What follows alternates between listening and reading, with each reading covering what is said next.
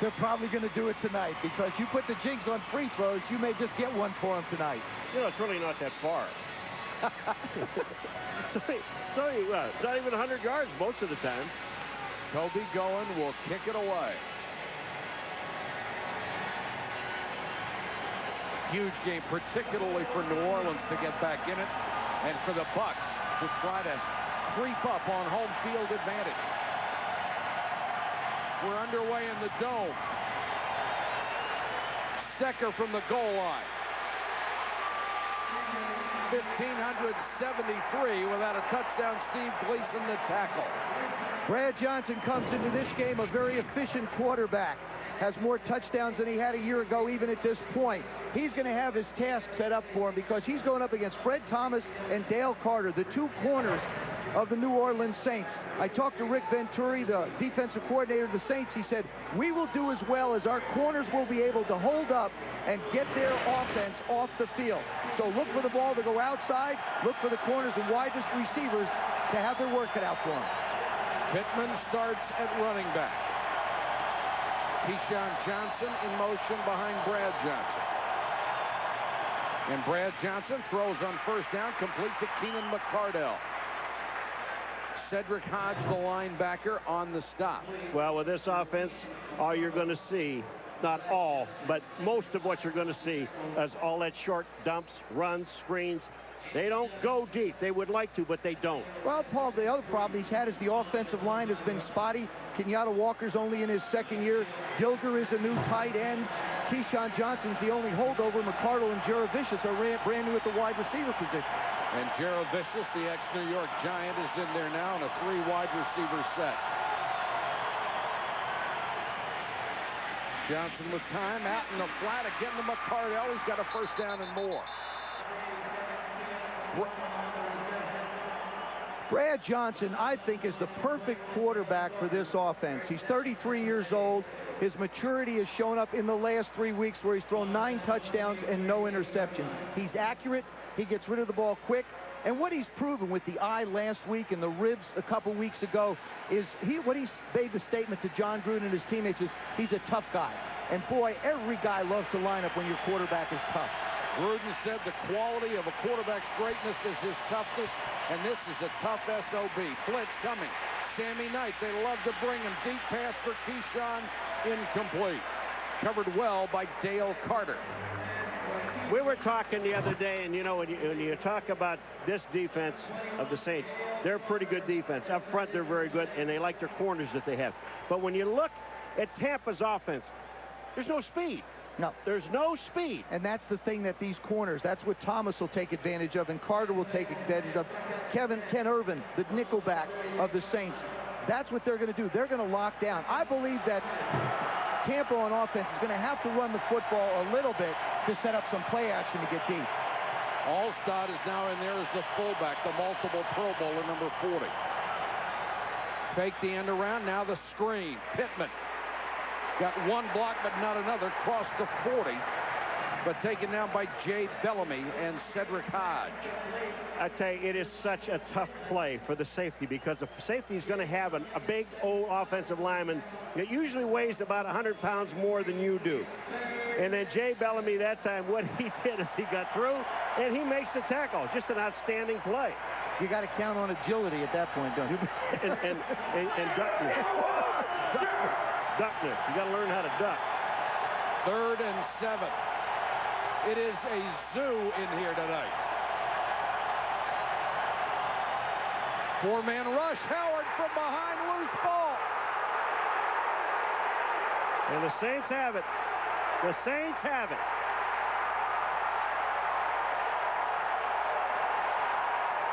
New Orleans football on the turnover.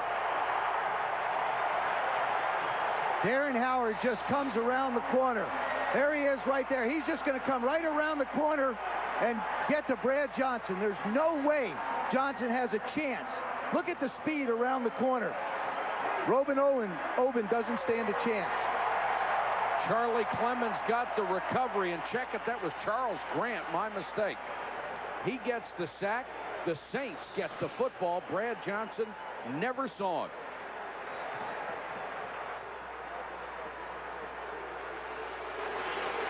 Great break for New Orleans. They take over at the 29.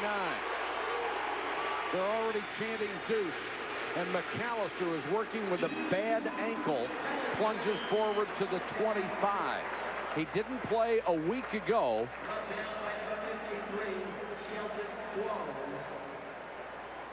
McAllister with 950 yards rushing. And he is an example, one of the few times where a trade really worked for both ball clubs. They got rid of Ricky Williams, got draft choices in return, gave McAllister a chance to start. And after today, the Saints are going to get a higher draft choice because Ricky Williams went over 1,200 yards rushing. He almost went over 1,200 today. 2nd and 7. Brooks, little flanker pass to Horn. And Horn can't go anywhere because of Brian Kelly. Wonderful tackle on the corner. The biggest matchup tonight for this offensive line of New Orleans is Kyle Turley going up against Simeon Rice, who leads the National Football League with 11.5 sacks. The quickness, the speed. Simeon Rice told us yesterday, and I believe him, I'm the best defensive end in football today. And I kind of like that. Yeah, it's going to be hard to argue. Well, there's some good ones. But he didn't call on anybody being close. Yeah, Hugh Douglas is pretty close, but Simeon's right there. 3rd and 5. Draw play. McAllister to the 15, first down. You know what's so important about McAllister? He carried the ball on the first play. He carried the ball on the 3rd play. He's been hurt. The question is he? Can he play? And what they need to do is show him. You watch him running up into this hole. He is walking straight, running straight ahead. He's not trying to cut. But the question is, can he run? And he's already shown Tampa Bay Buccaneers that he can. 4 wide receivers. The veteran Jake Reed, number 86, checks in as well. Brooks from the 15. Short set and throws low and incomplete. Intended for Dante Stallworth. Dwight Smith was on the coverage. This will be strength against strength. The Saints offense, number 1 until a week ago when they had a disaster against Cleveland, 4th in the red zone. The Bucs defense giving up less than 24% of touchdowns when the team gets inside the 20. That's remarkable. And it really wasn't the offense that was disastrous. It was Aaron Brooks. Threw 2 interceptions and fumbled the ball when he got inside the red area. He has got to be the one that's got to protect the football down here on this offense. Brooks fakes the draw play. Under pressure, and down he goes at the 16-yard line. Simeon Rice from behind. Simeon Rice and Kyle Turley. We talked about the matchup just a couple plays ago. Here we go. 68 on 97. Watch this. Look how quick Simeon Rice is. He goes to the outside and back in and makes the play. You know what? I will defend Kyle Turley on that one. Aaron Brooks was forced to bring the ball down. That was a great job by the secondary of the Bucs. And when Brooks had to move up inside, Simeon took advantage of the opportunity. Boy, he looks like a Spider-Man. He looks like Spider-Man. Ready to go. Comes out of the blocks in a heartbeat. Brooks, Rice again. Got him at the 31. Simeon Rice has 2 sacks each in his last 5 games. What he said to us yesterday was this: you cannot outrun me.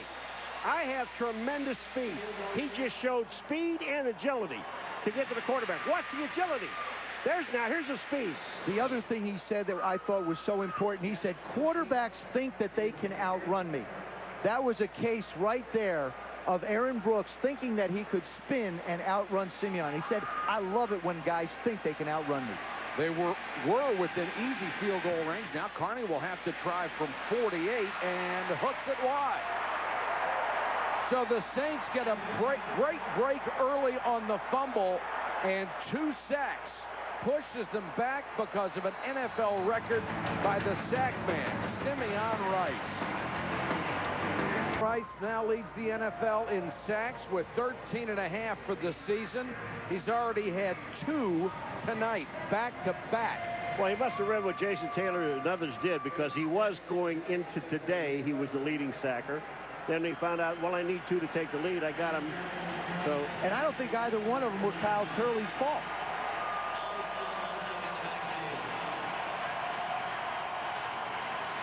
Pittman runs into a wall at the 40. Let's check in with Susie. Well, Mike, Brad Johnson off to a rough start. Did not want a repeat of week 1. He said he got really beat up, sacked 3 times, got hit 20 times, threw it away 13, and he points out they've continued to just beat people up. They're dangerous, they're unconventional, and he needs to do a better job identifying a very tricky defense. Susie, I think Brad Johnson will hang in there longer than any quarterback I've seen in a long time. He is willing to take a beating in order to give a receiver one more step to get open. Unloads this one in a hurry to Keyshawn out to the 46-yard line. You know, it's dragged funny down there by the nickelback Ken Irvin. The funny part talking to Brad Johnson is defensively. We said, what do you think you could do to him? He says, well, we're not sure. We don't know what they do. So Joe said, well, what about cover 2? Well, that's not necessarily it. They just go everywhere, and they line up and they move, and they give you a different look every time they line up. The term would be unconventional, I think, is a kind way to put it. Rick Venturi, their defensive coordinator, is one who likes to give Brad Johnson, as well as any other offense, a lot of different looks, a lot of people moving around, as you see. 3rd and 2. Johnson wants to throw for it and throws incomplete, intended for Keyshawn at midfield. Brady Jackson was in his face. Joe, it has to be confusing for a quarterback when you locate a linebacker when you come to the line. He's on the far right side of the formation. By the time the ball is snapped, the same guy's on the far left side of the formation. What happens is what you saw. It forces you to speed your throws up and takes you out of your rhythm. I think Brad will find his rhythm, but right now he's trying to rush throws out to get away from the pressure that the Saints are bringing. Tufel will kick to Michael Lewis, who has more return yards than anyone in the NFL this year. The former beer truck driver telling everybody to get away from it. They punt the ball out of bounds. In a game that might hinge on field position, so far, the advantage has just swung to the Buccaneers after a 38-yard kick. 0-0 early in New Orleans. Warren Sapp and the #1 defense in football takes the field again. I want those guys to play a little bit. I'm not going to hear it, but I want them to play a little bit. The Saints so far -1 yard in total offense.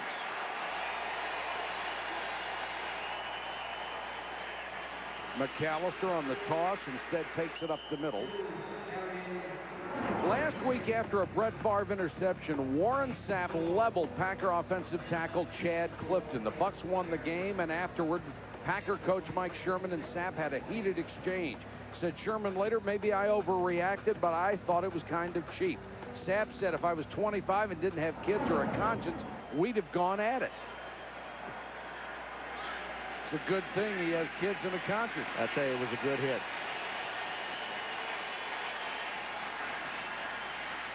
Brooks, good play fake, now under pressure. And throws it away. Warren Sapp's block in last week's game was the top story in the NFL. We asked him about the fallout afterward. I've hunted 35 different quarterbacks and got them on the ground, over 70 sacks. And at no time in this league I've ever been called a dirty player, a cheap shot, or anything. And that was the one most hurtful thing, that a perception of me is turned into I'm a dirty player. Wow. I really don't see that. I don't think he's a dirty football player, and to be honest with you, if anything, it'll make everybody aware if there's an interception. Everybody's got to keep their head on a swivel. There is no way Warren Sapp is a dirty football player. No way. You know, that just to put this whole thing to bed with Warren Sapp. There was no play. False start. Offense, number 68. 5 yards remains, 3rd down. Mike Carey, our referee. Warren Sapp is not the kind of a football player that goes out and tries to intentionally hurt anyone. And, you know, he talks about linemen coming at him. That's part of the game. I think throwing blocks on interceptions is part of the game. As a quarterback, you were less concerned with trying to tackle somebody on an interception than you were protecting yourself. And I think the awareness for everybody in the league went up. And I echo what John Gruden said. All you can do is hope that Chad Clifton's going to be okay. 3rd and 11. Pocket collapsing. Here is Sapp after Brooks. Can't get him. Nice block downfield, but those Bucs just swarm. Crowd wanted a late hit out of bounds, but they won't get it. Rondé Barber led the charge over there. One last thing about Warren Sapp. I thought Tom Jackson made a perfect point this morning. He said if Clifton had not been injured, nobody would have said a thing about that hit, and he's absolutely right. But you know what? I admire Mike Sherman for sticking up for his football player. The way Mike saw it, he didn't feel it was necessary, and he felt it was cheap. And I admire him an awful lot for standing up for his players. Go along with that one, too. Toby going to punt to Carl Williams. Returnable kick. Williams to the 36. And is buried. And a Jim flag. Haslett said, we have great speed on special teams. We can really cover kicks. And there's a marker down as well. It looked like an obvious block in the back on the return.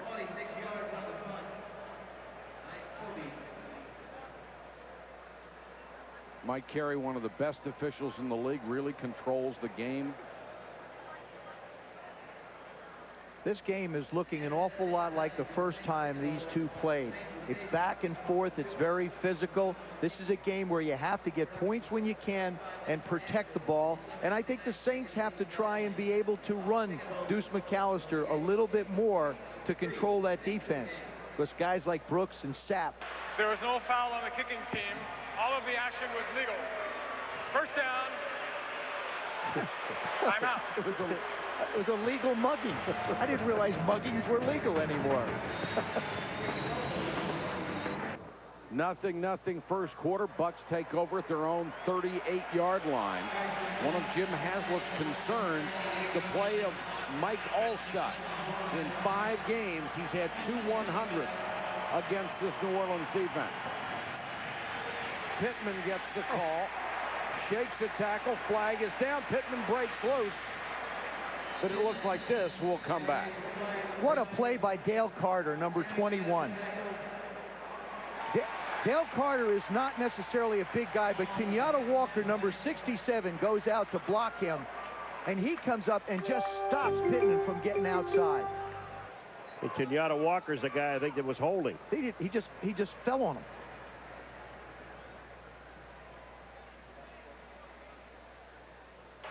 Personal foul. Major face mask on the offense. Number 67. 15 yards. It's still first down. Well, that's holding. If you're holding a face mask, that's holding. It's Kenyatta Walker. This offensive line has struggled all year. Really, one of the reasons Michael Pittman doesn't have bigger numbers. But you look on that line, and Kerry Jenkins is one guy you have to tip your hat to. He's in there playing with a broken bone in his leg and a fractured left eye socket. You just can't get him out of the lineup. First and a mile. Pittman. Now it's second and a mile. One of the things that the Saints have to be careful of is feeling like second down and 20 is not the kind of yards you want to be aggressive on. You have to stay aggressive like this, even though it's long yards. How many times have we seen coaches go and rush 3 and drop 8, and all of a sudden it's a 15-yard completion and it's 3rd and 3? It's not in Rick Venturi's nature, the defensive coordinator of the Saints, I think, to back off. This is all about pressure for the Saints. Well, the problem there was they were trying to block Norman Hand. They couldn't move him anywhere at all, and he was in the hole. And he just swallowed Pittman.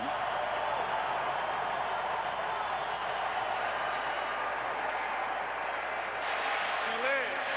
Offense. 5 yards. Second down. That ought to do it. There's 2 things that play into why this was a penalty. I believe the noise is a little bit of a problem, but more importantly, John Gruden's offense, and if you can get a shot at that card of his, has a lot of verbiage to it. So by the time he gets it into Brad Johnson and Brad relays it, they aren't even out of the huddle yet, and there's going to be 16 seconds by the time they get to the line. They shift a lot, so it takes time. It's important at this end of the field that you get the plays in quickly to your quarterback. Now it's second and 28. Johnson looks to his second man, completes it again to Keenan McCardell, the former Jaguar, one of the most prolific receivers around, picked up as a free agent acquisition in the offseason. Now 3rd down is makeable. Third down is makeable. You need to pick up half. Here comes Keenan McCardell.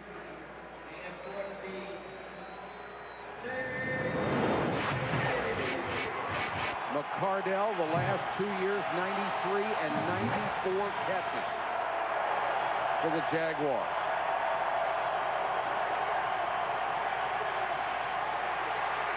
Johnson double pump, too far for McCardell again. Joe was looking at Bucs me. will have to punt. Joe was looking at me funny when I said it was third is makeable. I was thinking, you know, if it would have been 3rd and 28, it would have been makeable. With 3rd and 14, you still can't. I like your optimism. But I like that optimism. I don't see too many plays for 3rd and 14, though. Do you? No, I don't want to try and turn that into a makeable one. There are more than 3rd and 28. Tupa to kick to Lewis, who has a punt return and a kickoff return for a touchdown this year. Got them both in the same game against Washington. Line drive kick. Lewis from the 15.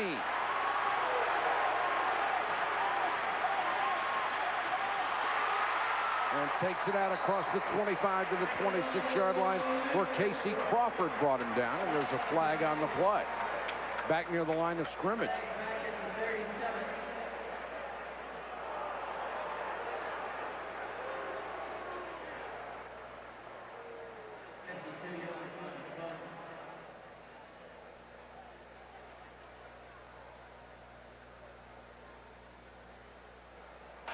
Holding during the kick by the receiving team, number 37. Half the distance to goal. They retain possession. First down. Timeout. It's the kind of game the Bucs wanted. They have allowed only 7 yards to the New Orleans Saints offense. And to go first quarter from New Orleans, the Bucs and the Saints, no score. And now New Orleans has to start inside its own 10 against the best defense in the game. McAllister, the deep man in the eye behind Terrell Smith.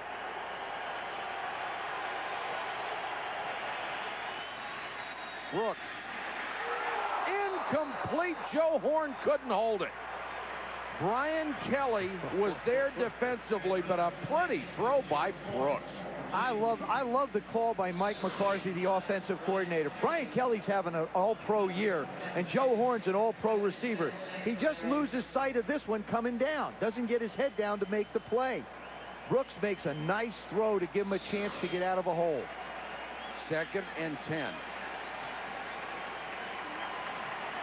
This defense, number 1 against the pass, number 5 against the run, and number 1 against points.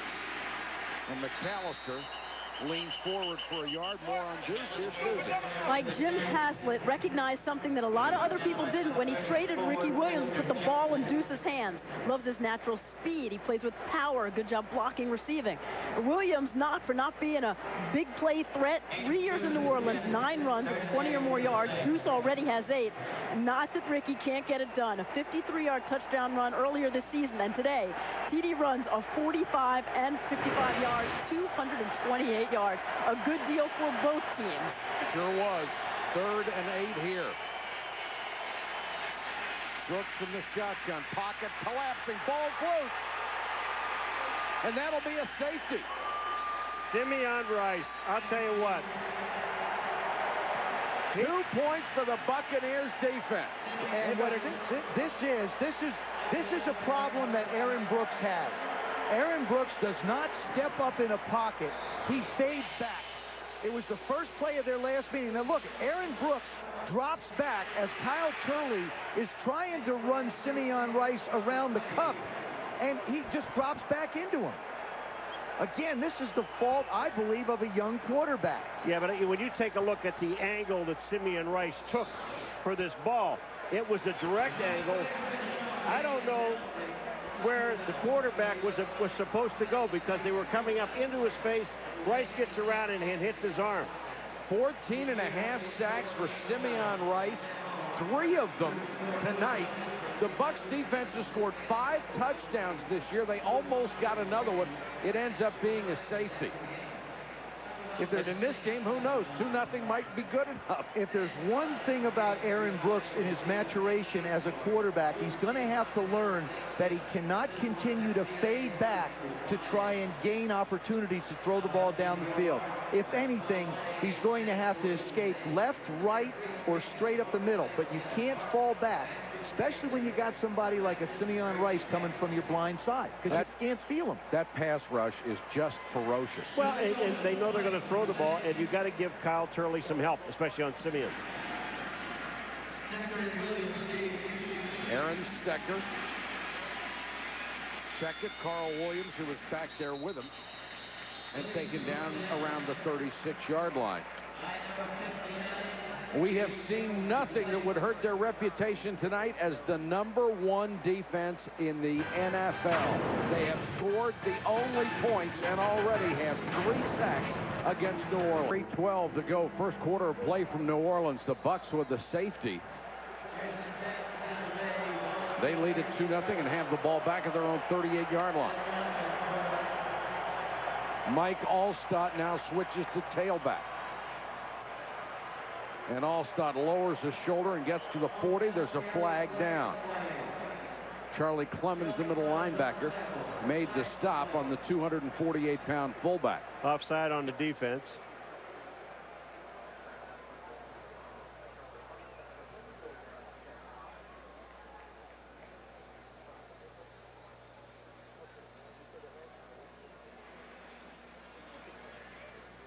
Offside. Defense, number 98, lined up in the neutral zone. 5-yard penalty. Remain first down. Willie Whitehead, the defensive end. I want to show you what happened on that safety and why it's Aaron Brooks' fault. That's Kyle Turley. That's Simeon Rice. As he drops back, Aaron Brooks loses ground. All right, he sets. Now he's set right there. He should be going this way, not that way. This is what happens. As he loses ground, he comes right into Simeon Rice's lap. Brad Johnson, short set, throws to Allstott out to the 45-yard line. Darren Smith, the speedy linebacker, takes him out. Allstott, as a rookie, led the team in receiving, but as if they have changed offensive coordinators throughout the year, or throughout the years, his production as a receiver has gone down. Brad Johnson said to us yesterday, I didn't quite hear it, we need 2 points or 22 points. It was 22 what they're averaging, but two might be okay. 2 might be okay. We'll get 2 tonight. We can hold off and win it. Second down, 2 yards. Allstott is the single setback. Allstott, nice hole up the middle, and the big guy just rumbles down to the 44. He is some weapon. Well, always going forward. He is some weapon when you get a hole in the middle of that line like he got. Christie, Jenkins, and Coleman right in the middle of the line. Keyshawn Johnson goes in motion. Watch this hole. They block everybody out, and look at where he runs. Right straight up the middle. Well, if you can run against the middle of this defense, Grady Jackson at 330, Norman Hand at 310, you've done a good job by that offensive line. First time Tampa Bay has made it past midfield. Johnson has time, goes underneath, and complete for a short gain down to the 43. Catch made by Pittman. Monday Night Countdown, 7:30 Eastern on ESPN. The best place to get ready for Monday Night Football. Then on ABC at 9, it's the Monday night game. Curtis Martin and the Jets against Jerry Rice and the Raiders. And Chris Berman, the Boomer, doing double duty, will be hosting the Countdown Show. Monday Night Countdown. Go Boomer, the versatile one. 2nd and 6. Pittman on the toss, hitting the backfield. Dale Carter once again. He's playing a whale of a football game. Guy's been out suspended for 2 months, has come back, said he really isn't into the flow quite yet, but he sure has done a terrific job tonight, both in pass coverage and run support. What are you looking at? Well, I'm just watching him stop 2 runs for losses. I think He said it. I know he said it. The flow came today. He's with flow. He's been fighting his demons after that second suspension. He said, I'd be lying to you if I said it wasn't a daily battle. 3rd and 8. Blitz coming. Johnson. That one's tipped and caught and then dropped by Keyshawn Johnson. Tipped at the line of scrimmage. Dale Carter was there, but Keyshawn had a shot. Well, I'll tell you what a great play after it, because this was a catch. This was actually a catch. Keyshawn goes down, then up, and catches the ball. And watch what Dale Carter does. Comes across and knocks the ball out of his hands. Darren Howard got a piece of it and tipped it up into the air. I don't know how Keyshawn just hung in the air that long. What Looked like a Laker. What I don't understand is how Dale Carter got up above him. Dale Carter's been to 4 Pro Bowls. Keyshawn has been to 3. Lewis will go deep for the punt of Tom Tupa. Angles it for the corner. And it will go into the end zone. 43-yard kick. Let's check in with Susie. Mike, last season, Simeon Rice took 10 weeks just to get acclimated to this defense. But this year, you can see what this guy is made of. His speed, his quickness, his strength. Warren Sapp says he is so exciting to watch. They've never seen anything like his ability. When he was with Arizona, it was all about just him having to make every play. But he fits so well into this defense. If he's not there, somebody else will be.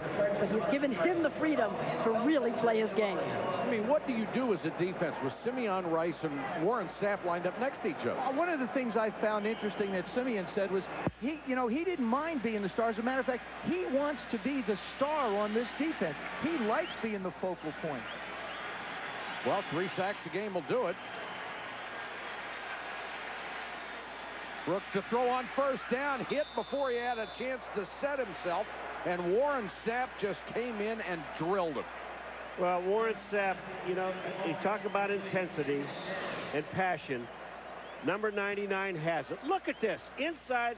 Oh. I mean, that was like a half-step drop. Kendall Jaycock didn't stand a chance. No. The left guard, it was like he wasn't there. The Saints have thrown 5-6 passes now for a minus 25 yards and minus 2 points. Just amazing to watch these guys play defense. Dante Stallworth checks in as a wide receiver. They go with the direct snap to McAllister, and he doesn't get much. Back out to the 24. Shelton Quarles out of Vanderbilt makes the stop. That's the end of the first quarter. 2-0 Bucs. Leading New Orleans 2-0 as we get ready to start the second quarter. You always hear fans talk about how much they enjoy games when the teams are scoring a lot of points. But if you love good old-fashioned football, this is just a joy to watch. See these defenses get after each other. Well, I think a lot of fans now, after watching a lot of Sunday night games, are now learning about defense because we've had some great defensive battles, and that's what's going to happen all night here. Well, you realize if New Orleans goes and protects that field goal opportunity, we have a 3-2 ball game. And you're right, Mike. It's a great pitcher's duel right now. It is a game of field position. That's going to be the key. And right now, Tampa Bay is winning that game of field position. And if it's 3-2 late, you bring in your closer. Which would be Mike Allstott for the Bucs. Exactly. Another direct snap to McAllister. Breaks the tackle. Hit by Lynch, and a first down for New Orleans out at the 33. So Jim Haslett going a little deeper into his bag of tricks. Well, we had a chance to talk to Haslett a couple of days ago and talking about his offense. And when you look at him and say, well, what about without McAllister? And his eyeballs went right to the ceiling. I mean, without McAllister, what do we got? Well, it's not just him, but you've got Kyle Turley and Jerry Fontenot, the center and the left tackle, are really the only guys that have been there. I mean, Spencer Falau is new. LaCharles Bentley is a rookie. He's new. So this team is still gelling. It's a very, very young offensive unit and has to continue to grow. That's why it's important that Aaron Brooks doesn't make mistakes and again, a young receiver like a Dante Stallworth. First round draft choice this year, and they think he has a tremendous future. Well, there he is up against Brian Kelly, who's having a tremendous presence. Listen he ever. 6 interceptions. Replaced Donnie Abraham, who had 6 last year over there. Tremendous presence, huh? Yeah. Stallworth's been bothered by a hamstring all year. McAllister finally starting to get some movement against that defensive line, and they get into Tampa Bay territory. You know the thing about Deuce McAllister, You talk about bad leg, forget that. Watch him move the defensive line. When he slams in there, watch this. Watch this line go backwards. Now, he's got some blocking help up front, granted. But watch this. Bang. Bang. And there's 3 more yards. Only negative about the Bucs defense, they are small. Flea flicker. Brooks wobbles it down the middle, and it's still complete at the 20, Joe Horn. That thing almost went end over end. You have to be able to run the football to pull this play off. This is Mike McCarthy, the offensive coordinator, will not back off. They've been aggressive. Deuce does a nice job of selling the run, and Aaron Brooks does a good job of getting the ball out. Joe Horn making like he's going to block the safety, then breaks in front of Dexter Jackson to make the reception. Well, I'll tell you where Brooks threw that ball is the only place that he had to throw it. He had to get it as far wide as he possibly can, or that would have been picked off. Now he's got to protect the opportunity again. McAllister lowers his shoulder and gets about 3. Guys, you talked about Deuce McAllister. Watching him practice against this on Friday, you would not have thought that he would have been ready to play. He looked like he couldn't run and hobble and turn, but he's run very hard tonight. I'm very impressed, especially against, linebackers like those 3 guys. They're all about 230. You've got Pro Bowlers in the secondary in John Lynch and Rondé Barber, and looks like Brian Kelly's on his way. Dexter Jackson has been a big plus for them, their free safety. 2nd and 8. Look at this. Brooks on a bootleg. Got a great block on the corner. And then is cut down. What a tackle by Kelly. Fontenot starts it with a tremendous block on the outside. Kelly has been great in coverage. He's been great as an interceptor. He leads the league, and he's been great as a tackler. There's the good play action fake. That's Jerry Fontenot, the center, that comes out. And see, Aaron Brooks, feels like he can outrun people, but he's not quite that fast. Kelly does a nice job of playing Horn back and then coming up and making the play. It's a good-looking play. It resulted in a gain of 1. 3rd and 7. Timeout. Now Brooks has to burn a timeout. 10:55 to go in the first half. From New Orleans, it's 2-0. Sunday Night Football is brought to you by Southwest Airlines, proud sponsor of the NFL, an official airline of Super Bowl 37. Sega Sports. Computer Associates, the software that manages e-business. And Motorola, bringing intelligence everywhere. Hello, Moto. Aerial coverage tonight, courtesy of Southwest Airlines. I think that this play, 3rd and 7 in the red area right here, will define Aaron Brooks. Maybe, I know it'll define him for tonight, but this could be a start of something good and or bad for him. He's got to be smart with the football.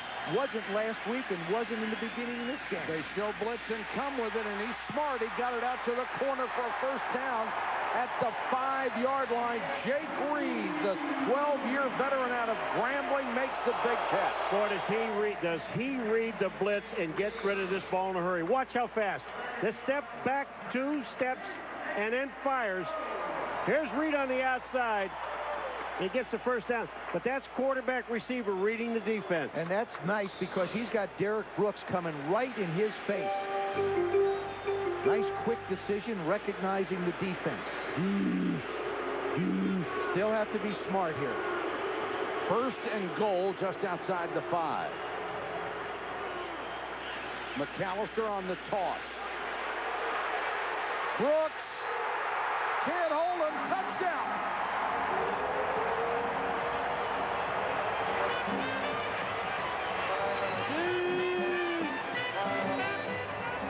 What a run by McAllister, and got a nice lead block from Terrell Smith. Oh, I'll tell you, Terrell Smith, number 44. Watch him. Here he comes. Bang! He just knocks Lynch to the outside. Look at this.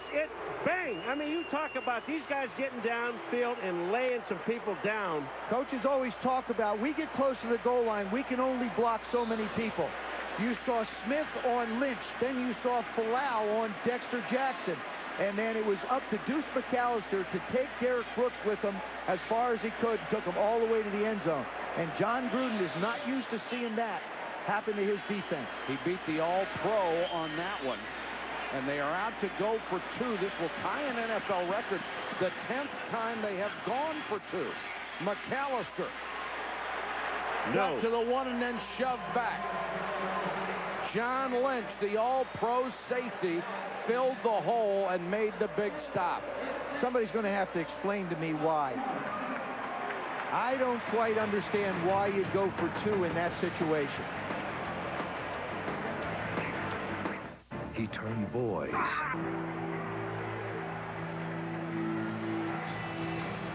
Impressive drive by the New Orleans Saints. After gaining -1 yards in their first 3 drives, they go 80 yards in 5-12 to get the touchdown, but they do not get the extra point because they go for 2. Toby going to kick it away. Aaron Stecker.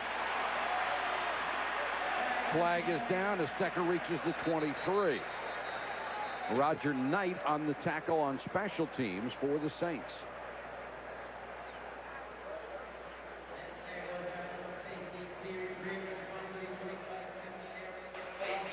Illegal block in the back by the return team, number 52.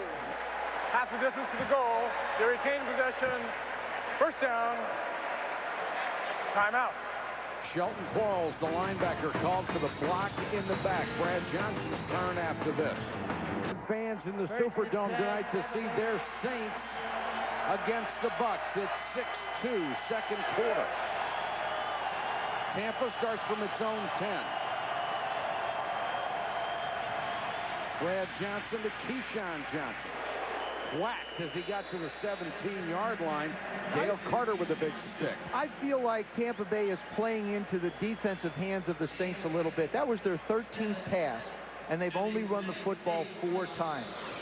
I know they're using their passing game as a running game, but if they don't, you wind up 3rd and 3 again here. It's just putting pressure on the passing game. Right now, the Saints defense is dictating to Tampa's offense. Keyshawn caught 106 a year ago. Knew with the additions to the offense he wouldn't get that many this year. Says he doesn't mind. He'd much rather have a Super Bowl ring. And McCardell, who was the major offseason acquisition, makes his 4th catch and has a first down. Dale Carter is all over this football field. I'm telling you, he is whacking people. And he's also smiling.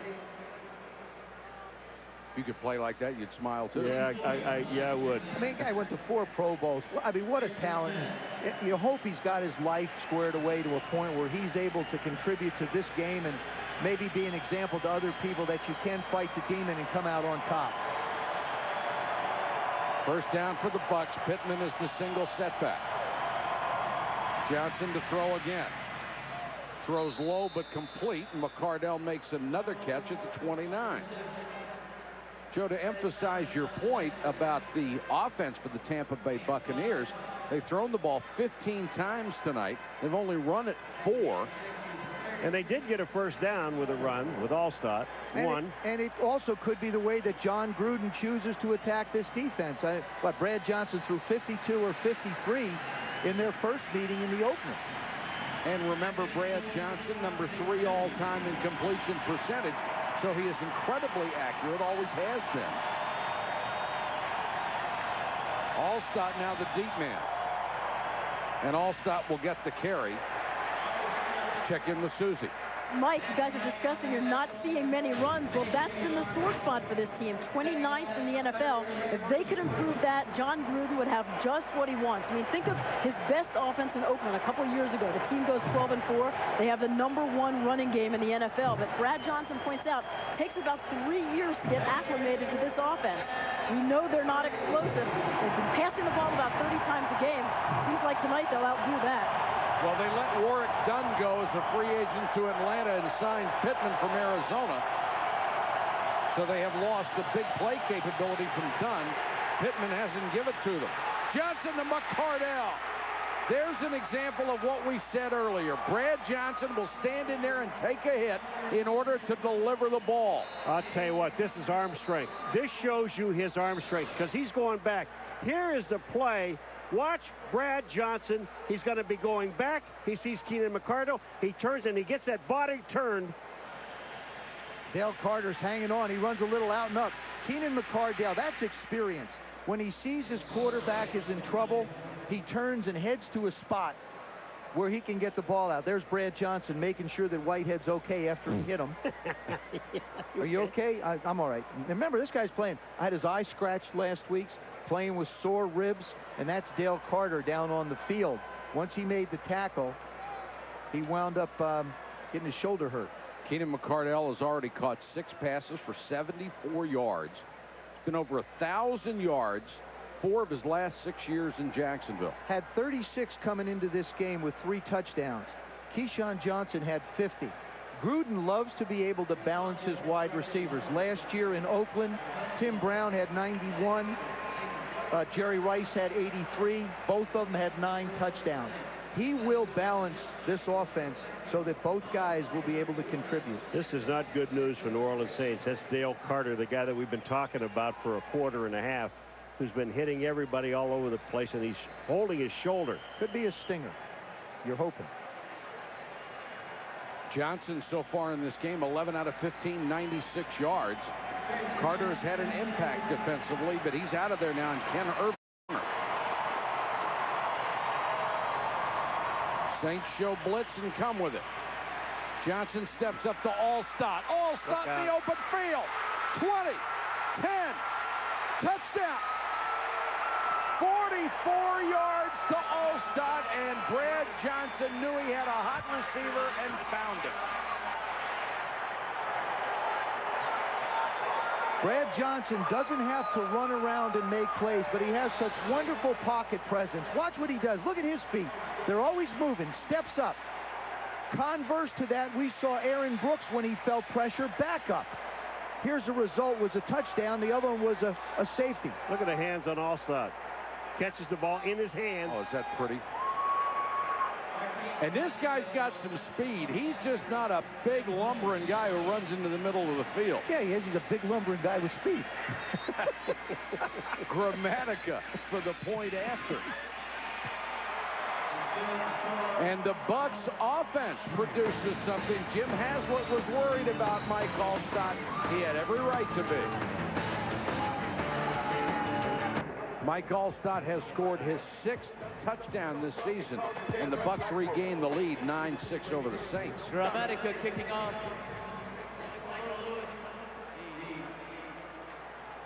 Dale Carter, we're told, has a left shoulder strain. His return is questionable.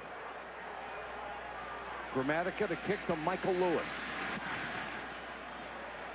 Line drive, bounding kick. Lewis fields it at the 7. And taken down at the 27. Sometimes when you blitz, you wind up leaving the middle of the football field open. That's Mike Allstott in the backfield. Here come the blitzers outside.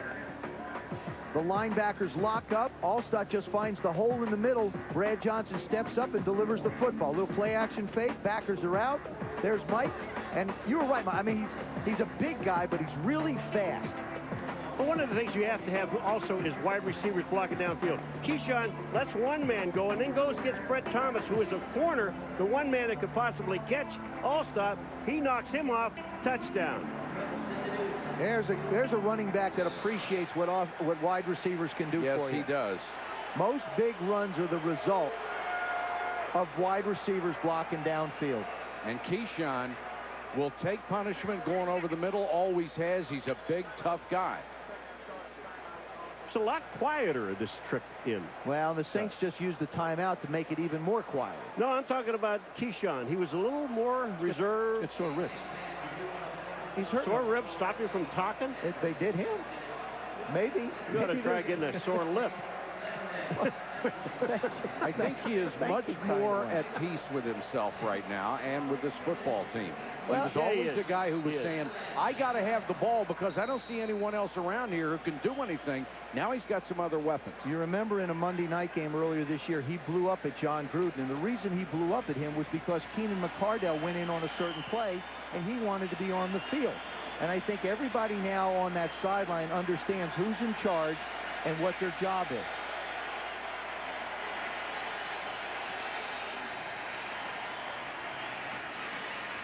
McAllister trying to take it outside, wrapped up and hitting the backfield. Ball comes loose.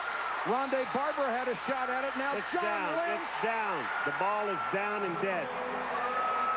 And that is not reviewable. But it sure is going to be interesting to look at. Warren Sapp pleading his case, but it won't do any good. Would have been a Bucs touchdown. There's a look from Skycam. Deuce McAllister trying to get outside this defense, which we know is difficult. He's struggling. He's fighting. Oh, well. He's nowhere near on the ground. That's a fumble. There's no question that's a fumble.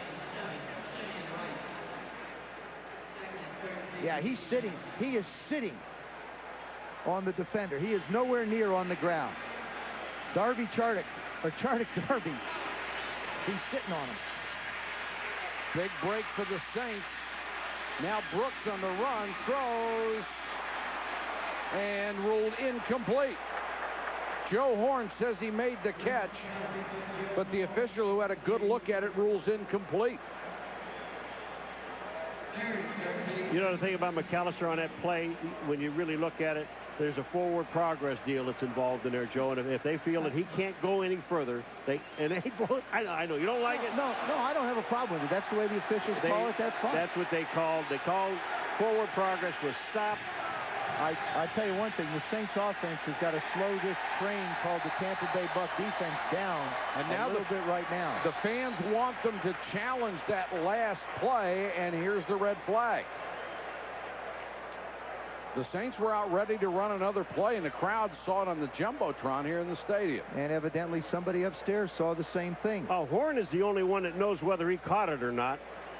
And he believes he did. Mike Carey comes over to talk to Jim Haslett. The ruling on the field was an incomplete pass being challenged by New Orleans. We'll have a look with instant replay. So Joe Horn pleads his case enough for Haslett to review it. Does he get his hands underneath? Yeah, I think he does get his hands underneath. Okay. Look at the ball. Does it hit the ground? The tip of the ball, does it hit the ground? There, yes, it does. on the ground. It's on the ground. Went through his hands. It's on the ground. On the ground. Good try, though. I'll tell you the other part. You know where it hits the ground again? Over his back. The tip of the ball is on the ground again. Not there. That other way. Their ball was on the ground. And watch it now. The tip hits the ground again. So it's down twice. But I think in that case he had control of it, so the ball could hit the ground. It was the first time that makes it incomplete. But I also think, guys, this plays into the hands of the Saints a little bit. It looks a little bit like a 20-second timeout in basketball. Tampa Bay was just coming after this offense and coming after it. They needed something to slow the momentum down a little bit and settle down a little bit. Well, if they lose this challenge, it is their last timeout. You can vote with us right now. Log on to ESPN.com or NFL.com. Click on the ETV logo and vote whether this should be upheld or overturned. All right, I'm not going to tell you how to vote, but vote incomplete. Thank you for not sharing that with us. I don't want to influence anybody. After reviewing the play, the ball slipped through the receiver's hands and hit the ground for an incomplete pass. The ruling on the field stands. New Orleans is charged with their third and final timeout. You'd have They are out of to say, challenges for the half.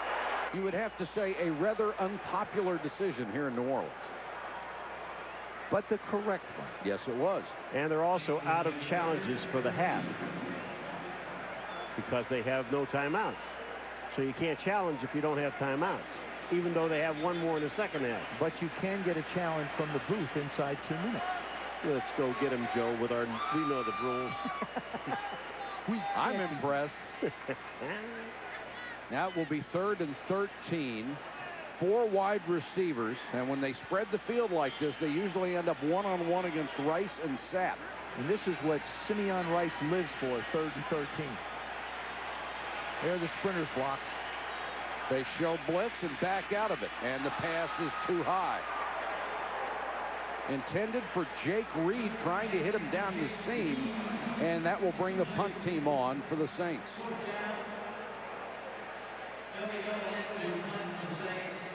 The Bucs are the best in the league, forcing 3 and outs. 45% of the time, the offense runs 3 plays and has to punt.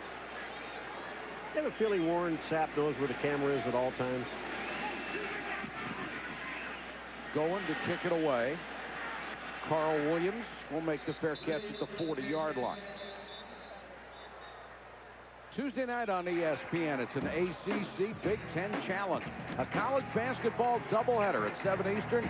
Number 4 Duke against Ohio State at 9 Eastern. A national championship rematch. Steve Blake at number 11 Maryland against Tom Coverdale at number 20 Indiana. Indiana fresh off that Maui Invitational Championship.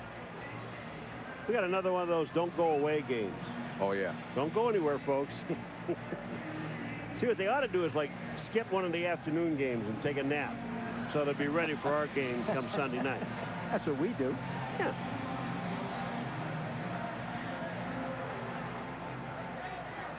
The Saints have been able to move the ball 1 time tonight. It resulted in a touchdown as they went 80 yards to score. But the Bucs have a touchdown and a safety. Carter is back in the game.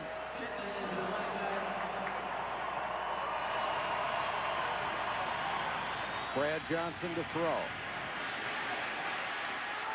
McCardell at the sideline, couldn't keep his feet in. Even though he didn't get that one, he's having himself quite a half. Keenan McCardell. There he is out in the flat. This is the 2nd play of the game. Winds up picking up some yards. Right in the middle, bailing Brad Johnson out. Over on the sidelines. You see he's used everywhere. There's some hustle when Brad Johnson was in trouble. Used in a lot of different ways. He's a very veteran receiver and really misses working with his old buddy Jimmy Smith. But I think he's found a new home. Just a wonderful receiver. Nice guy. Got to be happy for his success. There's a flag down on the play. Brad Johnson to Keyshawn. And he's to the Saints' 49-yard line. Now we'll check the penalty flag. Cedric Hodge with another tackle.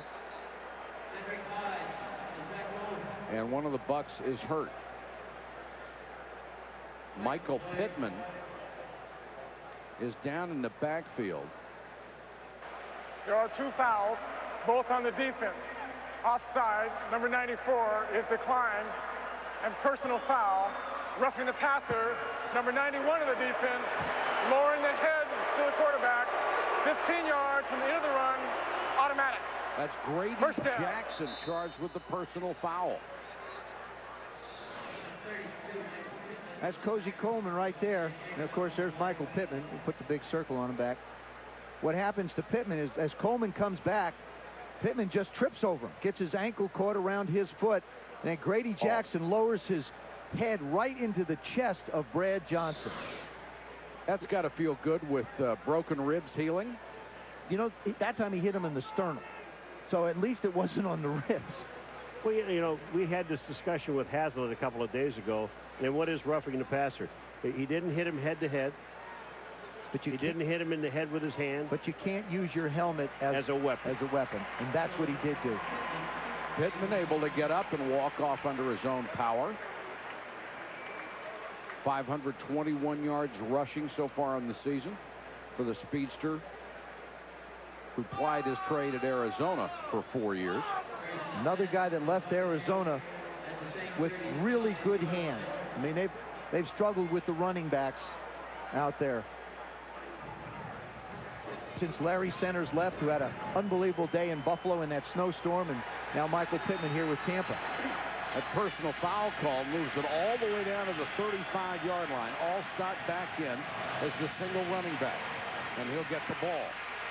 Allstott with those nifty feet takes it outside, picks up 3 to the 32. Darren Smith in on another. It's where do you hit Allstott? Not there. You don't hit him low around the legs because he'll run through that part, and you don't hit him high because then he'll carry it for a while. Now watch Clemens, number 56. Watch this. I'm going to go down here and grab him around his legs. Wrong. Doesn't even slow him down. Well, how are you going to get around him? He didn't slow him down. His arms weren't long enough to get around. And Darren Smith had to help out.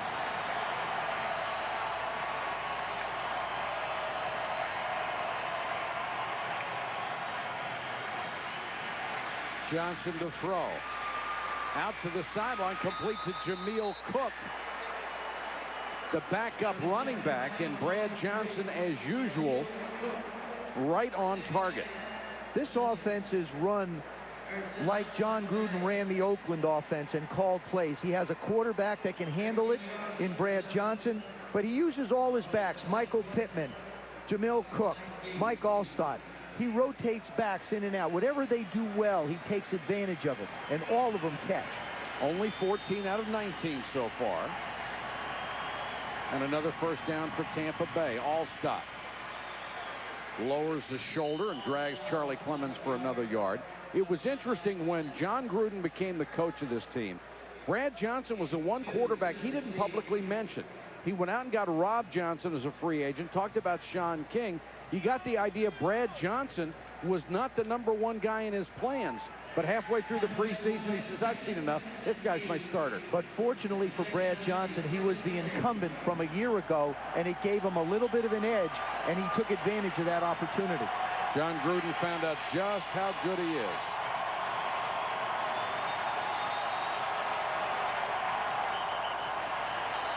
Flag goes down as Brad Johnson tries to call a timeout. I don't know if he made it before the play clock went to 0.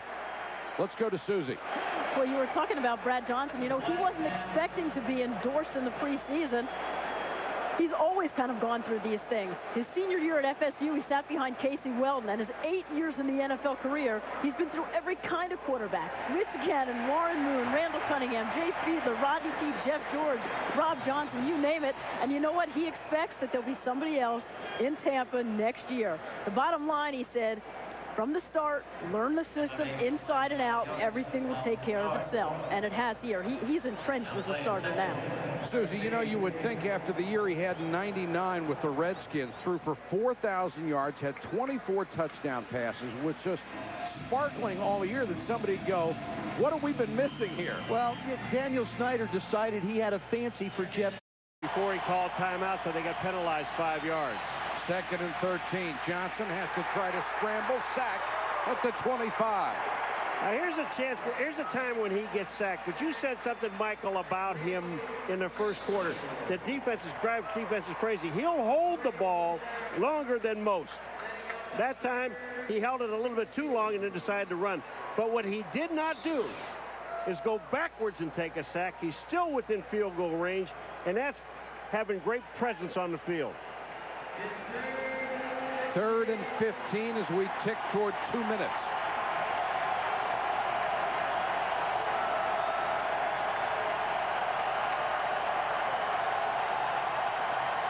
Four-man rush and pressure. And Johnson throws it away.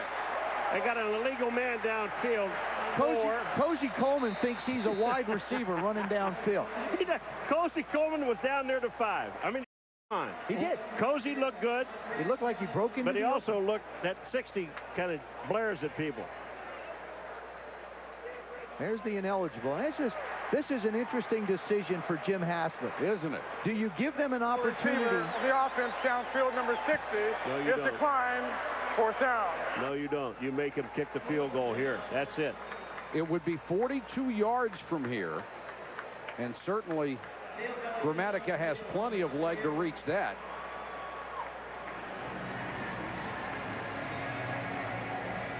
He's hit a 53-yarder this year. Well, if there's one place that he has struggled, it's from 40 to 49 yards. He's only 5 for 8.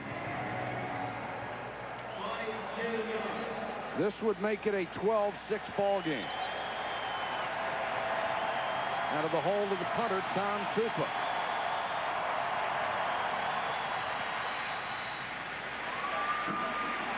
Hit the upright and kicked out.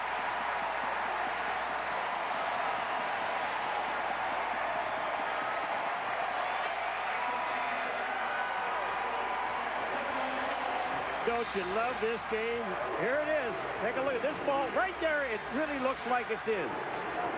And then it fades. And then it hits. Goalposts do funny things. We've reached the 2-minute warning officially at 1:59. It's still a 3-point game. America hit the upright with a 43-yard field goal try. His club still leads by 3, but New Orleans takes over at its own 33-yard line with 1:59 to go in the half. Brooks goes to the shotgun.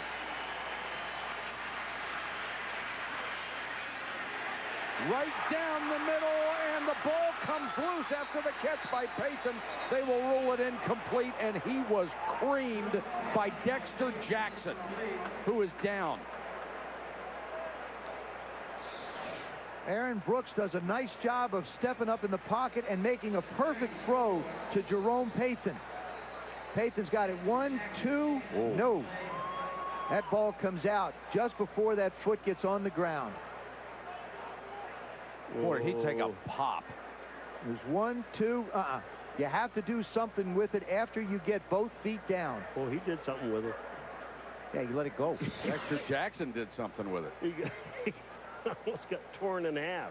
And the 4-year veteran from FSU is still down. He has gotten a lot of big hits this year.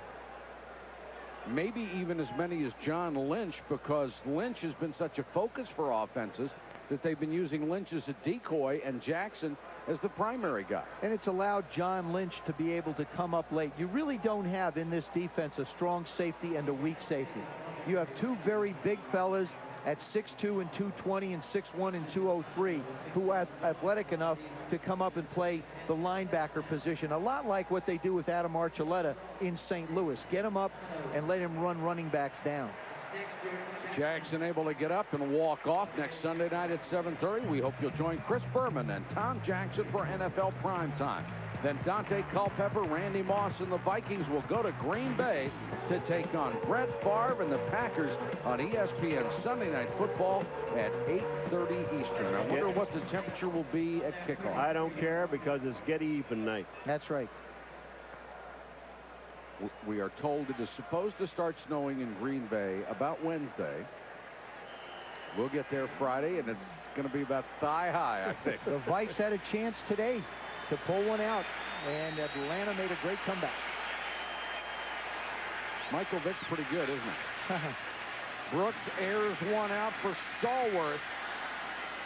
Tremendous coverage by Dwight Smith, who was with him stride for stride.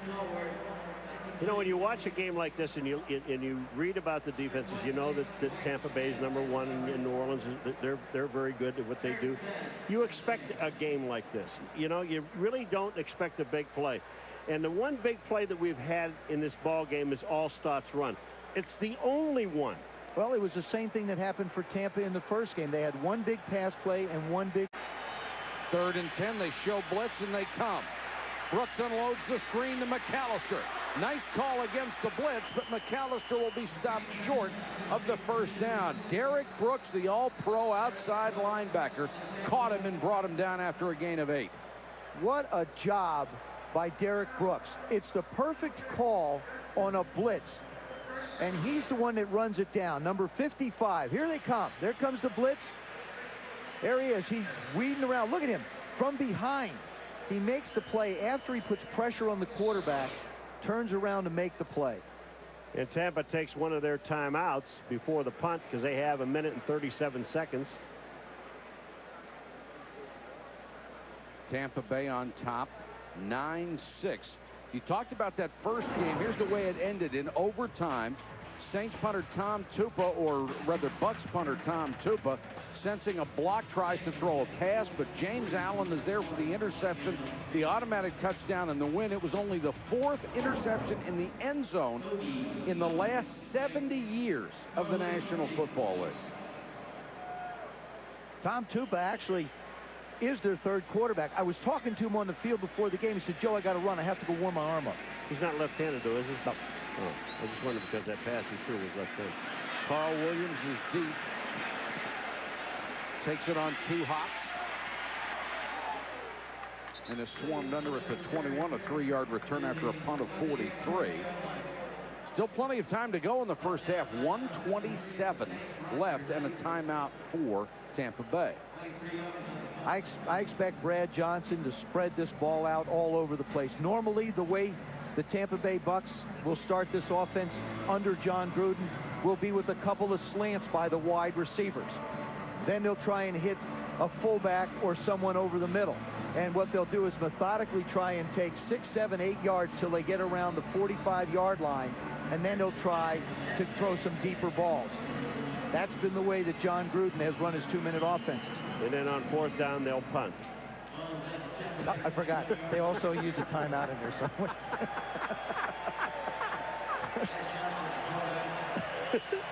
Three wide receiver formation. Pittman is the running back. And Pittman will get it on the draw. Breaks the tackle, takes it out to the 29-yard line. See, so many teams do that. If they can break one for 20, 25 yards and get themselves pretty decent position, they'll open it up a little. As much pressure as New Orleans likes to bring, it's a good call against them. 2nd and 2, clock approaching a minute. Johnson has already hit 70%, goes to Pittman, and he'll lose a yard. Nice play by Darren Smith, the outside backer. 10 years in the league. Has a couple of interceptions, and that time he just wraps up Michael Pittman. Doesn't allow him to get the first down. They're going back in the huddle and runs the clock off. I'm going to disagree with you. I don't like that draw play. You have 1 minute and 30-some seconds. You run a draw play. If you're going to run that draw play, then call a timeout after that. But don't run a draw play. Go up to the line of scrimmage, take a snap. They're down inside of, what? They're getting inside of 30 seconds now. They're just going to run the clock out. Well, once the draw play only got 10, I think they just decided, yeah, it's over. We're going to go to the locker room with this lead. If they throw, it'll be safe. Instead, Pittman will carry. The Saints do not have a timeout to stop it. And the Bucs are going to let the clock run out.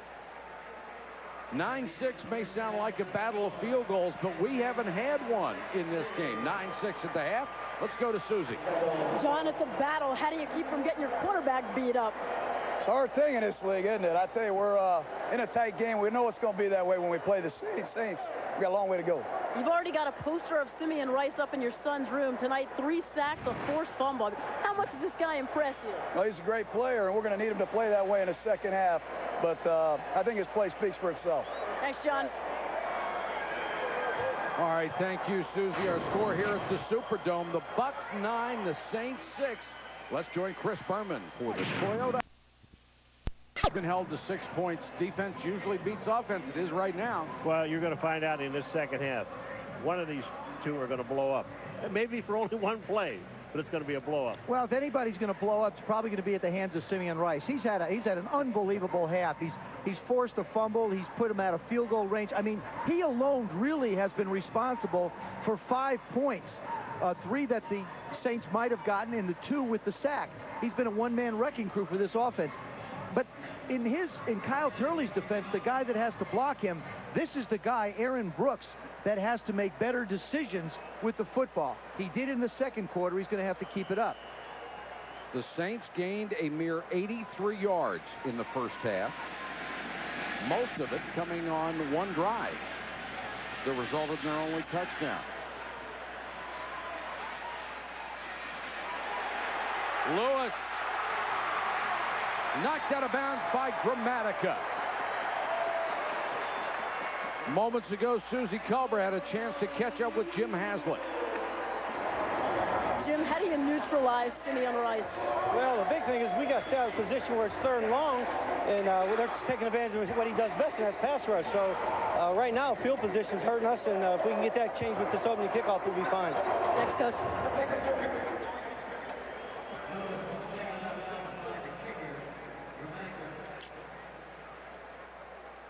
So they'll spot the ball at the 46. Good field position for the Saints to start the second half. What do you do differently on offense to try to at least neutralize that defense? Well, I think the Saints have moved the football. They've made some poor decisions on either end. I think you go back to running Deuce McAllister up the middle. You have to pound Deuce. and then Aaron come up with a big play. Mike McCarthy, their offensive coordinator, is not going to back off. I think the Saints have to stay aggressive. McAllister's been their big weapon, 46 yards on 10 carries.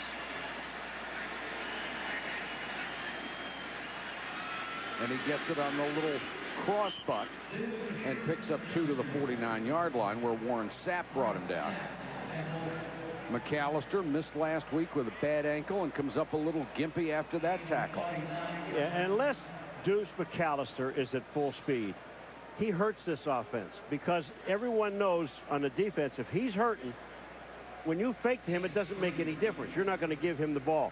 So now they really have a problem. You get away from all the play fakes and just go back and throw the ball if you're going to throw it. I think you got to count on the young guy, James Fenderson, who's right there to play for you. First-year player out of Hawaii. Brooks backs up against pressure and throws incomplete right in the hands of Terrell Smith, and the fullback couldn't hold it. Fenderson and Curtis Keaton split the running back duties a week ago and did not produce a whole lot.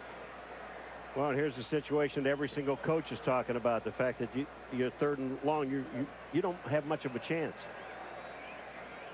No, you always hear coaches say we got to stay out of 3rd and 7, but when they talk about playing against Tampa, they say we've got to stay out of 3rd and 7. 3rd and 4 becomes a problem. Yeah.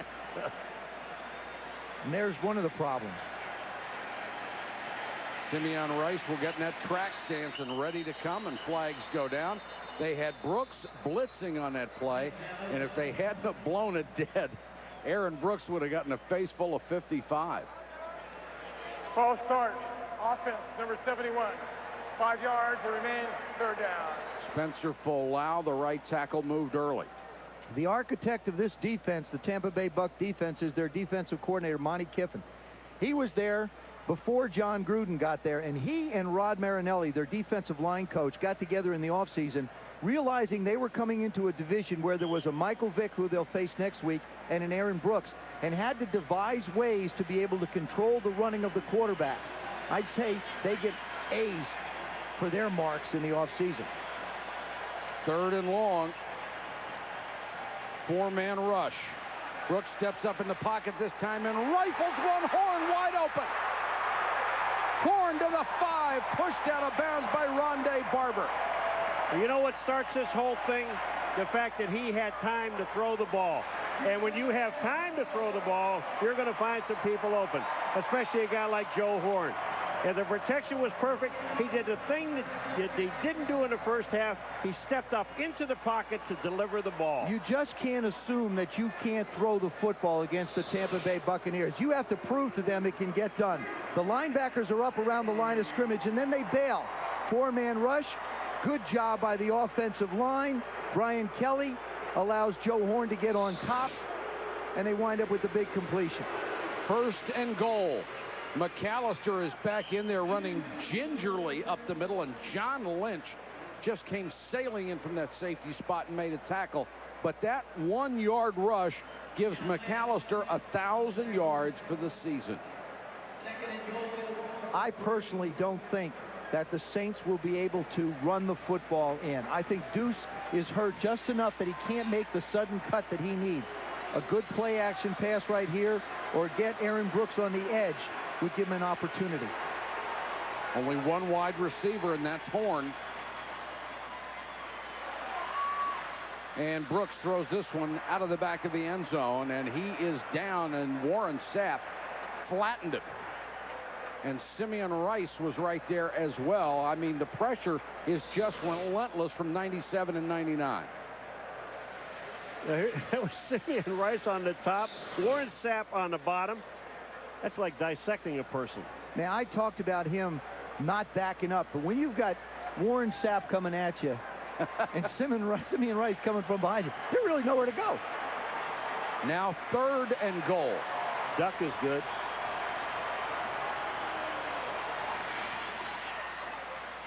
Floats it over the middle. Touchdown! Caught by Jake Reed. And John Lynch says, no way. They're going to review this. There will be a challenge by the Tampa Bay Bucs. I think you challenge it no matter what. The question is, does he have possession with his feet in? Brooks lays it up. He makes the catch. He's got both feet in, comes down with the ball out of bounds. Touchdown. Touchdown. That's a touchdown. Oh, what a play. Now what? They knocked the ball back into him. He's got the ball. Both feet are down. He's got control of the football. That's touchdown. Even though John Lynch has his hands on it, actually it's Rondé Barber that has his hands on it, it doesn't matter. That's a touchdown. Haython is the guy, his own man knocked the ball back into his chest that helped him catch the football. Does that go into catching in a crowd? Would that fall under that category? And throwing in a crowd. Actually led it real well. There was a large group at the back of the end zone for that one. There is no challenge. John Lynch looking to the sideline, and right now there's not going to be. If they snap the ball, there cannot be a challenge. They do, and the point after is good. They saw the same replay we did. Good decision by Tampa Bay not to blow a timeout to challenge a call they weren't going to win. And a good job by New Orleans as they grab the lead over the Bucs. ESPN Sunday Night Football is brought to you by T-Mobile. Get more minutes, more features, more service. Microsoft, makers of software for the agile business. MasterCard, there are some things money can't buy. For everything else, there's MasterCard. And Walmart, always low prices. Always. Aerial coverage courtesy of Southwest Airlines from the beautiful city of New Orleans, Louisiana. Jake Reed, one of the veterans brought in to give this young team some leadership and big plays as well. He did on that one. Stecker, ball came loose, but it looked like Stecker's progress had been stopped. Let's see how they call it. We had one of these earlier. I think it's a fumble. I believe it's a fumble. Nobody blew a whistle. Now they're talking to each other. Did you blow a whistle? Did you blow a whistle? Did you blow a whistle? I don't have a whistle. This should be New Orleans football because there was no whistle blown. But they can still determine his forward progress was stopped. That's, we've already had one of those tonight that I sort of bought into, but you're going to have a tough time selling me on a kickoff this All right, one. let me try to sell you some more. Ready? Listen to me now. I'm listening. I tell you what, if there were no whistles blown, this is a fumble. And Steve Gleason is the injured player. Because there was nobody down. I can't wait to hear the explanation. Okay, here we go. There's Stecker. Okay. Boom, boom, boom. He's running. His feet are still moving. Forward. His feet are still moving. Is his knee on the ground? You can't tell. Well, they have not made a call on the field yet. Here's another look from a little bit higher. You've got the tackle. Can't tell. Covered by New Orleans. First down. And they rule it is a fumble, and the Saints have the football. James Allen covered it. And if Tampa Bay would choose to challenge in this instance, there aren't enough views to be able to call it indisputable evidence to change the call on the field. Certainly nothing that we've seen so far, and John Gruden really upset. I'd say the second one was the one that was closest. If his knee was on the ground. If his knee was down, then he's down. That's the problem I had with the first call on Deuce McAllister saying that his progress had stopped. Right. Stecker was the injured player after that tackle. You saw him get doubled over. Take a look at here now. Can you see a knee if he's on the ground? He's actually sitting on James Allen. Well, James Allen had a big part in the first victory for the Saints. Sure did. When he intercepted a Tom Tupa pass. Now here he is making a big play on the kickoff return. And John Gruden, the least happy person in this building. And Jim Haslett breathes a sigh of relief. This game is huge for the New Orleans Saints, especially in this division where they're chasing the Tampa Bay Buccaneers. If they win tonight, they would get to within one game of the top and own the tiebreaker because they would have swept the season series. And remember also, Tampa plays Atlanta next week. Hold on a minute, boys. Tampa's offense is back out on the field. They're looking at it. The offense has come out. I mean, that's just. I mean, they've been told to go out. This is neat. You've got two offenses on the field right now. This is going to be like a battle of long passes. I'll go with Aaron Brooks on that. I agree. I don't think that there is enough to overturn anything. I like the way John Gruden thinks, though. Put your offense out there. Here is another shot of this thing now. Is he on the ground? Is he down? The ball is still there. His knee is not on the ground. His knee never hits the ground. That's unbelievable. Allen's arm keeps it from getting to the ground. This is New Orleans ball. It should be. Let's not assume that until Mike Carey comes out from under the hood. I'm assuming. You are? Well, unless you... Well, instead of assuming, you can vote. Log on to ESPN.com or NFL.com. Click on the ETV logo. Watch this replay one more time. Look at his knee. His knee never hits the ground. Actually, it still never hits the ground. It's right on James Allen's forearm. Okay. Well, see, this is to me where I think instant replay has such value in a game. Don't take a game away from somebody. This can save it. Right. Don't take a play away. After reviewing the play, before the runner's knee hit the ground, the ball came loose. Fumble on the field is correct. First down, New Orleans. Tampa Bears with their first charge. Team timeout. So the Bucs lose the ball and a timeout.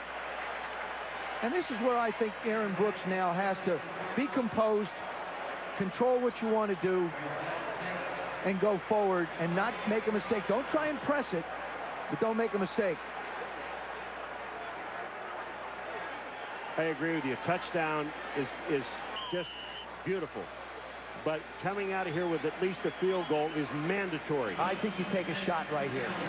I think if you're Mike McCarthy, the offensive coordinator of the Saints, you don't hand it off to Deuce. You take a shot.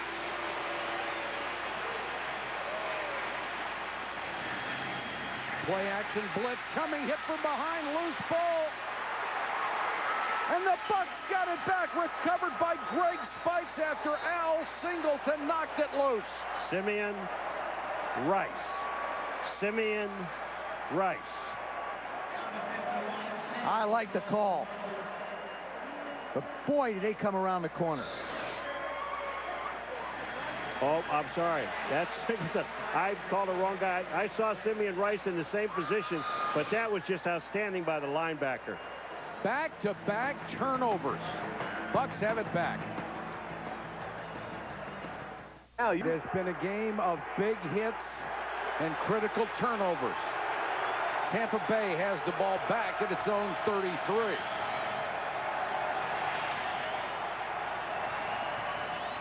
Pittman behind Allstott. Deuce McAllister having a sore ankle doesn't only affect his running, but also his pass blocking. Watch up to the left. You see from our sky cam, as McAllister goes, he checks inside on Lynch, tries to come back on Singleton, and just really has no way to push out. There it is again, little inside. He can't get that foot to push out to even get a hand on Singleton as he forces the fumble. Somebody rolled up on his ankle earlier in this game, the already sore ankle. Johnson under pressure from behind. He loses the ball. And then Brad Johnson covers up at the 15. Darren Howard, for the second time, came around the corner to shake it loose. Well, you know what we're really seeing? We're seeing so much speed from the outside.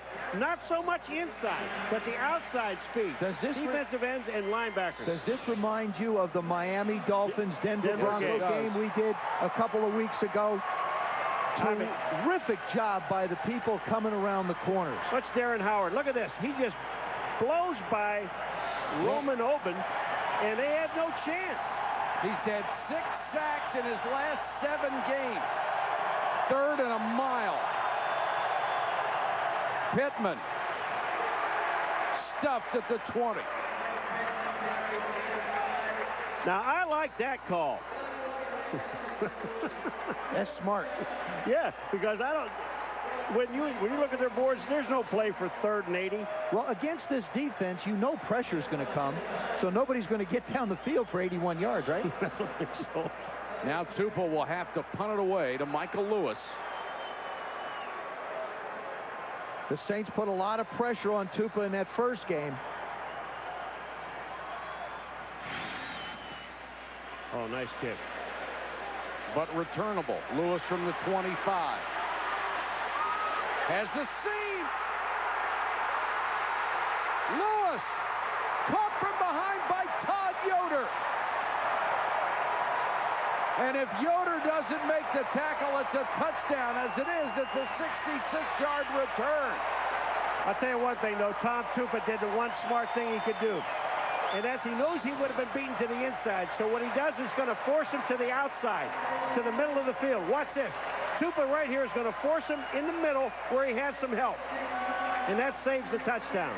And the way Tampa Bay's defense has been playing in the red area, you'd have to give Yoder any kind of an assist if they can come up big here now. That's why you want to never see guys quit on a play. He came a long way to make that tackle. Any bets they come out and run this one? McAllister is still there, bad ankle and all. And he'll get it from the 20. Trying to pick his way, not much there. Warren Sapp with the tackle. In Week 6 at Washington, the Saints' Michael Lewis became only the 7th player in history to return a punt and a kickoff for a touchdown in the same game. He shook loose for a 90-yard kickoff return, then had a punt return 83 yards in the third quarter. He had 286 total return yards in that game. He's lit it up here today. I mean, we talked about it. Jim Haslett said our special teams are great because we're fast. And he's right. McAllister dives forward to the 14. Lewis is a guy who is a former beer truck driver who played everywhere he could possibly play to get an opportunity. Saw an ad in the paper for tryouts for the Arena League. Did not play in college. And now he's gone from being a beer truck driver and going to every audition you could think of to being one of the most dangerous. They're faster than any human being in America. And he replaced a guy here by the name of Chad Morton, who's done a pretty good job for the Jets, has returned a couple of kicks for touchdowns. Big play here, 3rd and 4.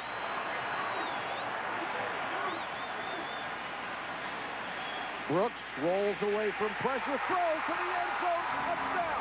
Caught by Joe Horn, and he was wide open. Oh, Brian Kelly took the big bite and got left in the dust.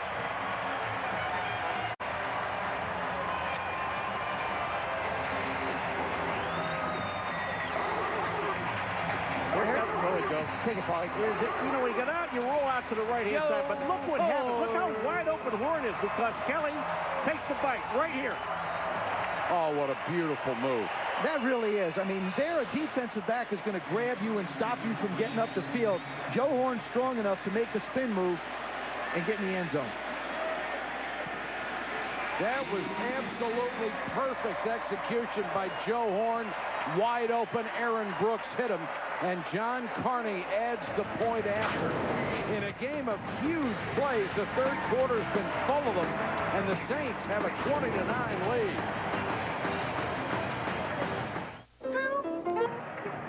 Joe Horn getting congratulations on the sideline after that beautiful pattern that he ran and beat one of the best, Brian Kelly. He's over there by that offensive line. He's letting them know how much he appreciates what they did for Aaron Brooks, giving him a chance. And Warren Sapp's looking around going, what has happened to us? This team came in, the Tampa Bay Buccaneers, defensively with a lot of swagger. It's a team that averages 11 points a game on defense, but the Saints have scored 46 in 2 games. The ball's loose again.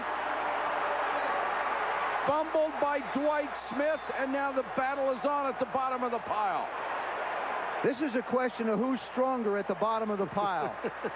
You better hope it's a linebacker wrestling for it.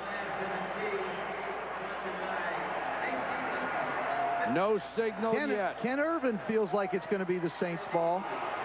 But Mike Carey says it belongs to the Buccaneers. And Mike Carey would normally win. Man, did that baby come shooting out. Watch how fast this thing comes out. Hit, ball.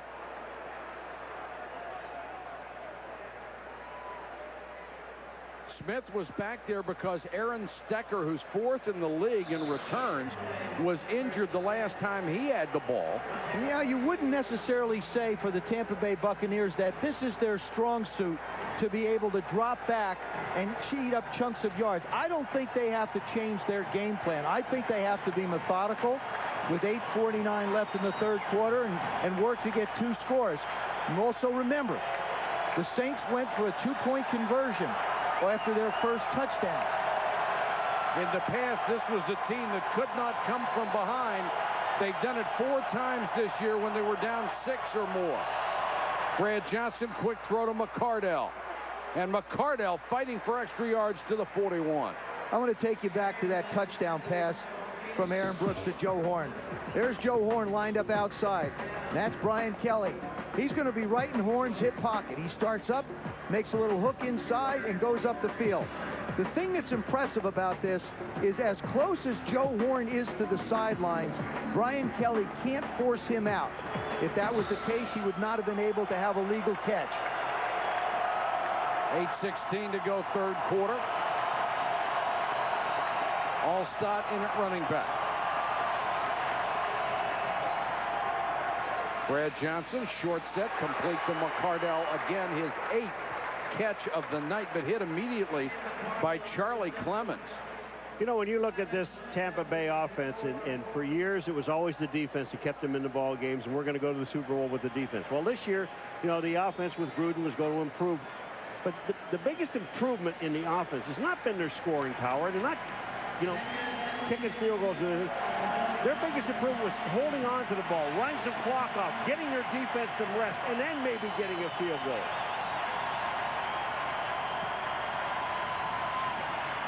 Johnson under pressure again, hit from behind as he throws, and Dilger, the tight end, makes the catch, his first grab of the night, but it's another first down. And coming hard from the outside one more time was Darren Howard. And I believe that Ken Dilger can be a big plus for this offense in this game.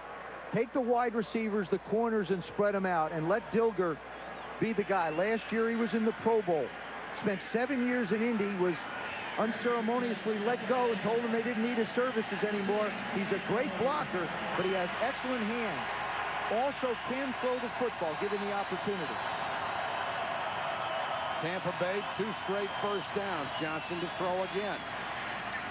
Rifles one. McCardell down to the 34-yard line. His 9th grab of the night. Ken Irvin is in there, and 100 yards tonight for Keenan McCardell. You know, you don't do anything for 2.5 quarters, but you don't get away from what you came in here with. And that's what these guys are doing. They're very patient, Tampa, and just taking now what the Saints are giving them. But I think on this particular play right here, you have to be careful if you're the New Orleans Saints. You don't want to be too aggressive, because all you need to do is bring some linebackers. Last time that happened, Mike Allstott went about 45 yards for a touchdown. It's 2nd and inches. They give it to the battering ram, and he dances through trouble to get the first down. Let's check in with Susie. Well, Mike, Keenan McCardell having such a great night tonight and so much a part of this offense. You know what he misses the most? He misses his pal from Jacksonville, Jimmy Smith, and he misses the most during pre-game warm-ups. The two would spend time in the locker room, warm up, ride the bike, have deep, long conversations. It's something he doesn't have here with Keyshawn Johnson, because they kind of do their own thing. But the one thing they are on the same page about is getting this offense going. And you constantly see them on the sideline talking about things, adjustments they could make. You can tell it works tonight. McCardell's been a great addition, Susie. Brad Johnson in trouble. Dumps it underneath, and Jameel Cook drops it past. That's the 2nd time he has dropped one right in the breadbasket. To me, that's got to be one of the more frustrating things for a quarterback.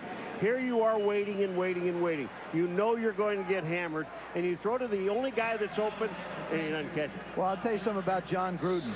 The thing is if guys don't start holding on to the football, he's not going to see a whole lot of the football field, because John's all about production, and he's got enough running backs to rotate through there that Jameel Cook could wind up watching a lot of football. The Bucs have done a better job protecting Brad Johnson tonight than they did in the first meeting, but he's still getting hit. And this one is wide of Keyshawn Johnson with Ken Irvin on him. Keyshawn was open. He had Carter on him, but Keyshawn was open. That ball was thrown just It's a tad too wide. Here it comes. Watch this. It goes to the inside. That's Kenny Irvin I'm sorry. But Keyshawn, that ball could have been caught had it been in his hands. It was way too far outside. Big third down for both. I think the Bucs offensively, they've got to figure out a way to keep this drive alive. They have only converted 1 out of 8 third downs tonight. Brad Johnson, here comes the rush. Throws back against the grain, and McCardell nearly made a sensational catch. How Cedric Hodge, number 52, didn't get a hand on that shocks me. Brad Johnson making the cardinal sin, throwing back into the middle of the field. You should never do this. Cedric Hodge is up 4 miles, and Keenan McCardell almost makes a spectacular one-handed reception. He's expecting to get hit, I think. Now Gramatica, who is 4 out of 5 from 50 yards or longer, will try a 51-yarder. He missed from 48 earlier. This one is drilled, and it's good. 20-12, 5:04 to go, third quarter from New Orleans. Their lead, 20-12 now, down to 8 points, and the Buccaneers came in with a 9-2 record, the best in the league. Atlanta hot on their heels. New Orleans must win this game to give themselves a shot at the division.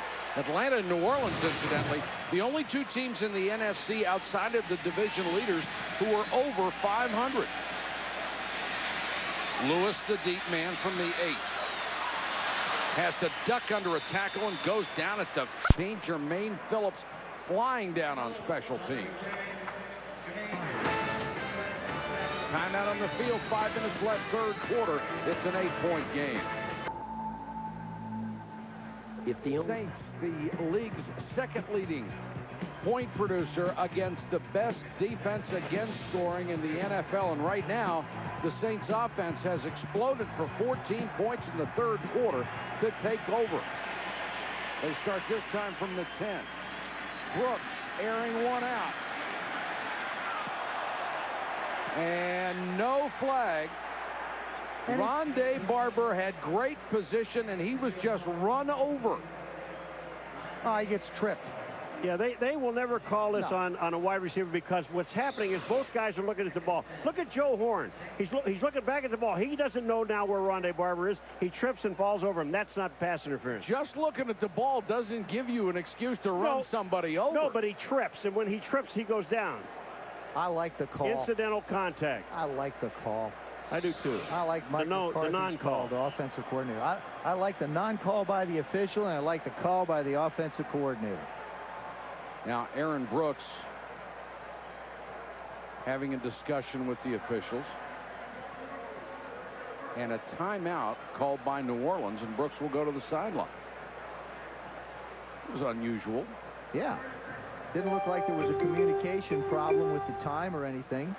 Aaron Brooks is one of those jovial, jolly young quarterbacks in this league who really, really has relied on Joe Horn's ability to be able to be the mature, solid force. He's the only receiver he had back last year. He seemed so frustrated when we talked to him on Friday. Just didn't feel like he was a big enough part of the offense. He wants to be, because he's a big-time player, an all-pro, and he's proven it tonight. 4 receptions, 96 yards, and a TD. Well, he's a guy who waited a long time for his shot. Played 2 years in the CFL. He was a 4-year reserve at Kansas City, where he rarely got onto the field. He comes here, and he's gone to the last 2 Pro Bowls. And should go again.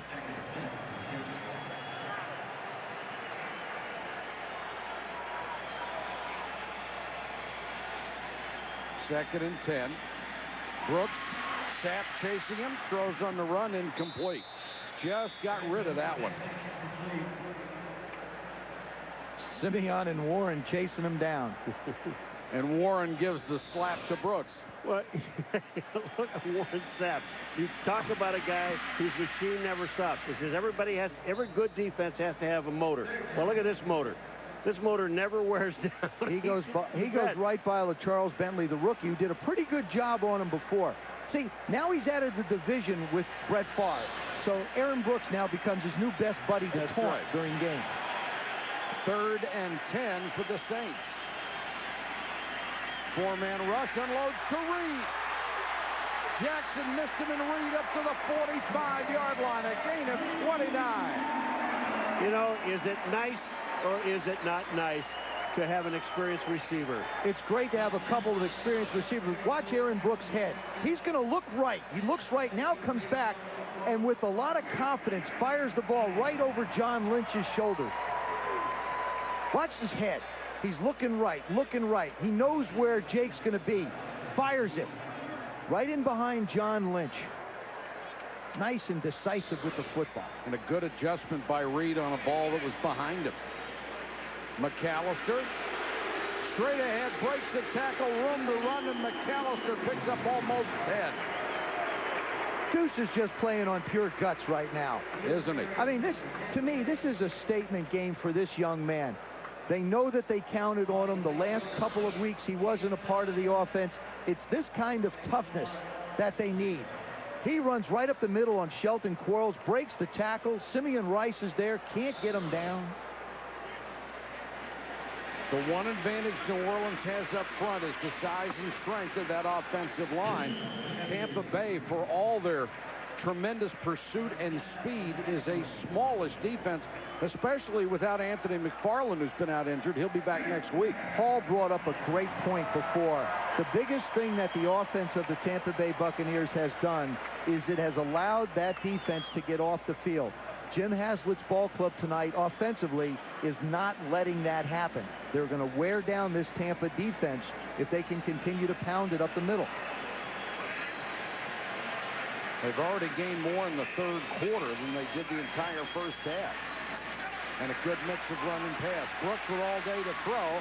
Then too high to McAllister, who was all alone in the flat. Jim Haslett said that he wanted to pound the ball up the middle, running the football. He felt like that was the advantage that his football team would have. You look at that, 11 for 56 up the middle. 11 carries to the right, to the left. That's where the production has come. McAllister cracked the 1,000-yard barrier for the first time in his career early in this game. One of the other reasons why they're running up the middle is because Deuce can't cut. That's true. That it's a lot easier to go straight ahead. Certainly not healed as yet. McAllister on the delay, only a couple. The Buccaneers 43. Now, this is not a point in the game where the New Orleans Saints, well, people might think, okay, run some time off the clock. Let's see them. No, keep on pounding. Keep on going after them. Make them chase you around. Wear them out. Big 3rd down here by the Saints. It'll really, really put some stress on that Tampa defense. Amazingly, they have converted 7 out of 12 third downs tonight against the best defense in the league. Bucs show blitz. Here they come.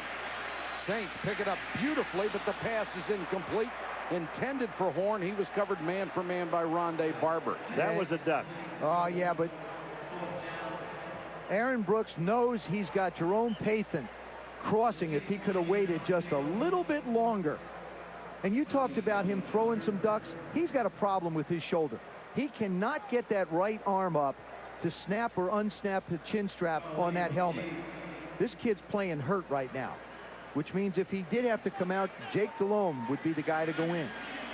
Carl Williams is back to receive the punt from Toby Goen.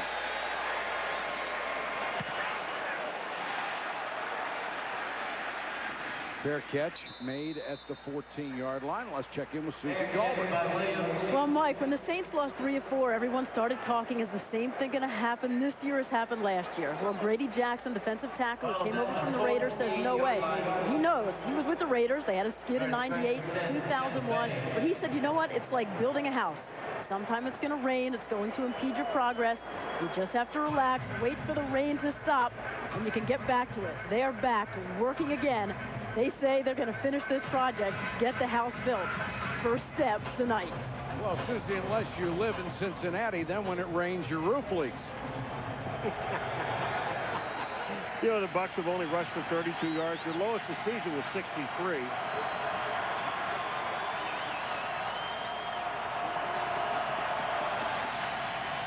Johnson back to throw. Rifles one a little wide of Keyshawn, and he couldn't make the catch. Keyshawn looks right back at him and says, why are you leading me in there? Let's talk for just a second about this offense. We know that they don't have an awful lot of speed, but they've only tried one time, and that was in the first quarter to Keenan McCardle to down the field. Everything else has been a 5-yard to an 8-yard pattern. I think part of it is by design, Paul. The other part is Brad Johnson, if you think of these two games, just hasn't had the time to stand there to allow a receiver to get any depth in his route. 3 wide receivers on 2nd and 10. The Saints defense has done a great job in the second half. Allstott hit and pushed back. You don't see that very often. Cedric Hodge and Darren Howard combined to take the jackhammer and push him back. I'll tell you when you do see it is when you see these two guys going full speed up the field. What's the hit here? Bang! And that's knocked backwards. Now, when you're knocked backwards, that's Hodge. Now you got other people have a chance to make the play. Howard, number 93, is the other guy that makes the play. Yeah, it doesn't happen often. In fact, he actually did gain almost 1.5 yards. Like running into a cement truck. Brad Johnson is waiting for the Saints to set up so he can call an audible. They're just standing around. Blitz coming. Johnson unloads. The catch is made, but it'll be short of the first down. Jared Vicious tackled by Ken Irvin. That was unbelievable. Brad Johnson stood at the line of scrimmage waiting for the Saints to go somewhere so he could call a play, and all they did was talk to one another until he got down to 4 seconds on the clock. There's Rick Venturi, the defensive coordinator, telling his guys, great job. Lewis now, who's had another big night, waits back inside his 35. Tupa to punt.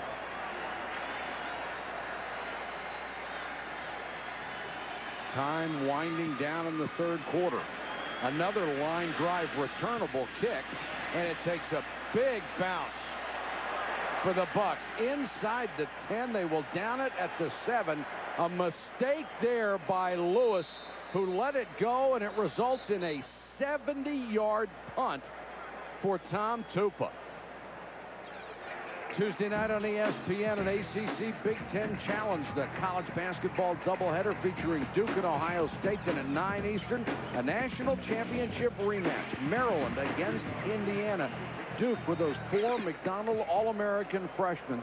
J.J. Redick had 20 points as Duke beat UCLA yesterday. What do you figure, a year? A year till they win it again? I never wait on Mike Krzyzewski. I think he thinks this year, every year. Well, you don't have to wait on taking a look at what the quarterbacks have done either. Brad Johnson, Aaron Brooks. Johnson up to 30 throws. Remember, he threw 50-plus in the first game. And Aaron Brooks being very, very good with his throws. He's thrown the ball away a couple of times, made some good decisions with it. Only 9 for 23, but he does have the 2 touchdowns. Really came back from that early test when he was being pressured every pass. McAllister on the toss.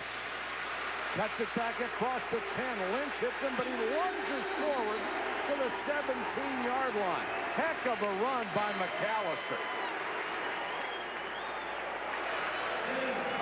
And that will be a first down for the Saints on the last play of the third quarter. It's 20-12, New Orleans. Watch Monday Night Countdown, 7:30 Eastern on ESPN, delivered by UPS. If it was a Tampa Bay kind of game, 9-6 at the half, but that Saints offense couldn't be held down forever, just like the first game. They had an explosion, got 14 points in the third quarter, and now they have a lead. The question is, can Tampa Bay's offense, as limited as it can be, can they come back in the fourth quarter? I think it'll be tough for him, but the thing that I'm most impressed with is Mike McCarthy, the offensive coordinator of the Saints, has decided to stay aggressive. That's why they were the number 2 scoring team in football. He didn't assume that Tampa was the number 1 defense. They just went after him. You know, the other thing is that someone should have told Deuce McAllister he's hurt because he doesn't realize that. I mean, when you look at the runs he makes, and he'll limp back into the huddle, but he's out there. He knows how important this ball game is to this football team, and he's going to stay out there. Showing an awful lot of courage tonight. 18 carries, 79 yards against the best defense in the game. Aaron Brooks does have a slight bruised bicep on his right arm. You'll notice he carries it when he's not using it to fling the ball down the field. Well, as much money as he's making, he got to have somebody carry it for him. Well, he keeps it bent and he can't lift it up, so we'll see how it goes. Rice has been quiet lately after a first-half burst that saw him get 3 sacks and a forced fumble that resulted in a safety. McAllister again just hammering his way up the middle, stopped by Quarles and Lynch. This is not what the Tampa Bay Buccaneers want to see. They're not real big up front. Chardick Darby's 270, Warren Sapp goes at 300, but then you get to the outside with Rice and Spires. They're both right around 265. And the linebackers are only 230. New Orleans just letting the guys up front clear the way for Deuce. 2nd and 5.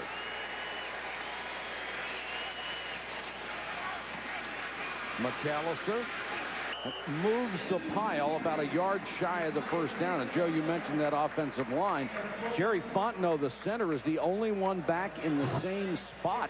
Kyle Turley is the only other starter back, and they moved him from the right side to the left side. And when you look at it, Kendall Jaycock, the left guard, LaCharles Bentley, is rookie out of OSU. Spencer Falau, the right tackle, and David Sloan, they're all brand new to the offense. 3rd and 1. McAllister dives forward. It depends on the mark just outside of the 27. More on Deuce McAllister from Susie. Mike, every Friday of practice, Deuce makes a prediction on how he's going to perform that Sunday, and he shares it with one person, Coach Haslett. He say it's the way it motivates himself. He likes to have same kind of numbers, the season total, something to fight for throughout the season, like their rushing record or being the top 5 in rushing league-wide. He said he's got that me against the world attitude. He wants to show everyone it was a bad decision not to draft him. You can certainly see why. Well, you know, Susie, he had that minor history injury history at Ole Miss, and that's why some of the teams backed off on him, but the Saints didn't. And they were criticized heavily when they drafted him after already having Ricky Williams. Here's the measurement for the first down, and they've got it. So as it turned out, they had 2 outstanding running backs, decided to give Ricky Williams up to the Miami Dolphins in a trade. But let's give this guy a lot of credit because, first of all, Tampa knew he was hurt. New Orleans definitely, you know, when we talked to Haslett goes, oh, yeah, he's going to play. But you see the reluctancy in his voice when he's talking about it. And here's a young man that's come out here, and I'm going to tell you, he's taking a pounding, but he's getting results. McAllister this time on the toss. Chased down by Chardick Darby. And we mentioned the trade. The Saints now have at least a number 2 draft choice this coming year because Ricky Williams went over the 1,250-yard mark in rushing. Got a great shot at 1,500, which would give them a number 1. Jim Haslett says, I'm rooting for him. Now, Ricky, to me, has matured so much, and he's been such a big part and will be a big part of what the Dolphins are going to do down the stretch as well. 2nd and 11 after the loss of a yard on first down. McAllister again. Boy, running hard. Well, you just saw 2 tough guys run into one another. Dexter Jackson, number 34, and Deuce McAllister. Watch Deuce McAllister when he hits the 30-yard line. He's going to hit the 30-yard line, and they're going to knock him back. Not here, right about now. And bang, he's back to the 30. Watch where they spot the ball. The ball is spotted at the 32. You talk about continuous effort. He's left it all out there. Another big 3rd down. The Saints just trying to work on the clock. Fenderson is in for McAllister. Joe Horn's the guy that's been the guy he wants. Pressure up the middle. The pass underneath, incomplete. And incomplete because of Derek Brooks. That one squeezed right through James Fenderson's hands like it was a banana. Well, you're in the 4th quarter. This guy has not touched the ball all night long. He's throwing a short bullet. And he got his clock clean, too. Yeah. Carl Williams who has taken 5 to the house on punt returns in his career.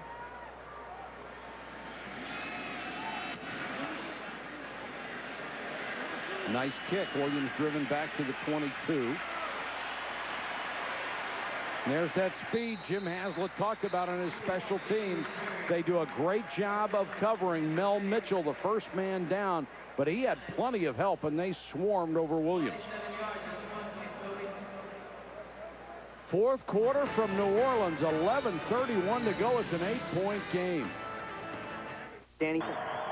The Bucs need a touchdown and a 2-point conversion to tie. Johnson under pressure, hit as he throws it. It's intercepted.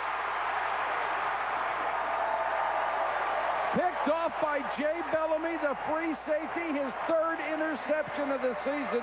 Brad Johnson couldn't get it out before he was hit. You know what you're seeing is you're looking at defenses on both sides that just won't quit. Watch how much time. Now, they don't quit. They just keep coming, and they keep coming, and finally they get a piece of Brad Johnson, and then they get the interception. That ball just squirts out. Keyshawn Johnson trying to come up and knock the ball away from Bellamy. But again, big pressure. And I think what you're seeing is you're seeing a fresh defense with the New Orleans Saints bringing pressure versus one that's tired. And after that last series, every one of those Tampa Bay defenders went onto the bench and sat down trying to get some air. Now they're right back on the field again. Brad Johnson's first interception and his first since October. McAllister. Warren Sapp with the tackle. Well, you know, we were talking about that great #1 defense of Tampa Bay, but you take a look at this New Orleans defense and putting some pressure. I mean, really, when you look at no name, there aren't a lot of real big names on this team, but watch these guys.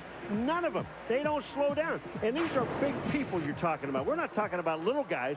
You know, Norman Hand is huge, number 99. Look at these guys, and they're happy. They're smiling. It isn't the sacks on Brad Johnson. It's just the hits that accumulate. Already in field goal range. McAllister on a little toss, cuts it back, nice move. And then swarmed under as he caught shy of the 30. Shelton Quarles and Simeon Rice were there. Warren Sapp couldn't get him in the backfield. Now, that shot. He can make that cut going left because his right ankle is the problem. Watch this. He's got a chance to cut. Bang, off his left ankle. Now he tries to turn it up north and south and winds up with a modest gain. Going right, would not be able to do that. From here, it would be a 47-yard field goal try. What do you call on 3rd and 7? I think Aaron Brooks is smart. If he doesn't like what he sees, take off and run. Blitz coming. Brooks throws on the run and throws it way over Joe Horn's head. And that's his arm. See how he's holding his arm? That right arm is literally just hanging. So your quarterback is hurt and your running back is hurt, and you still lead by 8 against the best defense in the league. Well, you've got to hope to get more out of your running game. And I think you have to shorten the passes. But look at the way he's coming off the field. That arm is just dangling. If they did have him in the right situation, they did roll him out to give him some room to throw the ball and to not take a sack. And Joe Horn was open. Carney will try from 48. He missed wide left from 48 earlier. This one is true. 23-12, the Saints extend their lead to 2 scores with 9:47 left in the ball game. And the Bucs defense couldn't keep them off the scoreboard. John Gruden and the Buccaneers battling history. They have never won a road game when they were down by 10 points in the second half.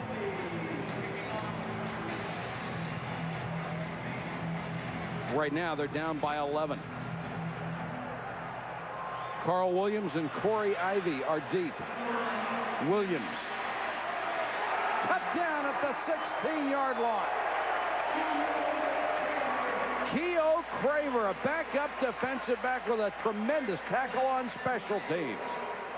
The Saints have taken control in the second half and lead the Buccaneers 23-12 at home in a game they have to win.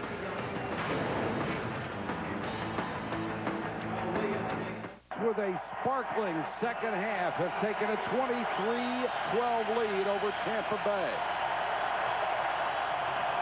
Brad Johnson goes down, and that will be the easiest sack the Saints will get all night.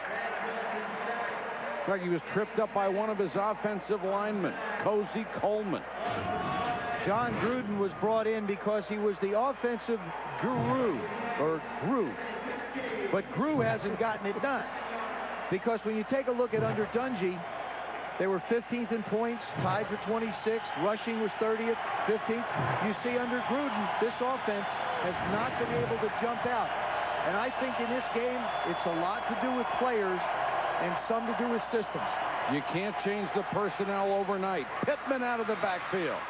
And Pittman out to the 27-yard line. He's always been a very good receiver. Fred Thomas in on the tackle. John Gruden, I believe, will get this offense at a highly productive level. But as Brad Johnson told us, it takes 3 years for everybody to understand what's going on. And in that 3-year period, he will get some players, and he will be able to be a more productive offense. I believe they made the right choice, and they're going in the right direction. Well, it's obvious they need some speed on the outside. They need some help on the offensive line as well. Johnson to Pittman, and Pittman nailed this time by Darren Smith. Smith, the leading tackler on the Saints defense, always been a great cover guy.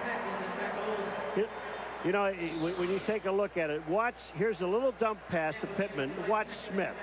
Bang. Helmet to helmet.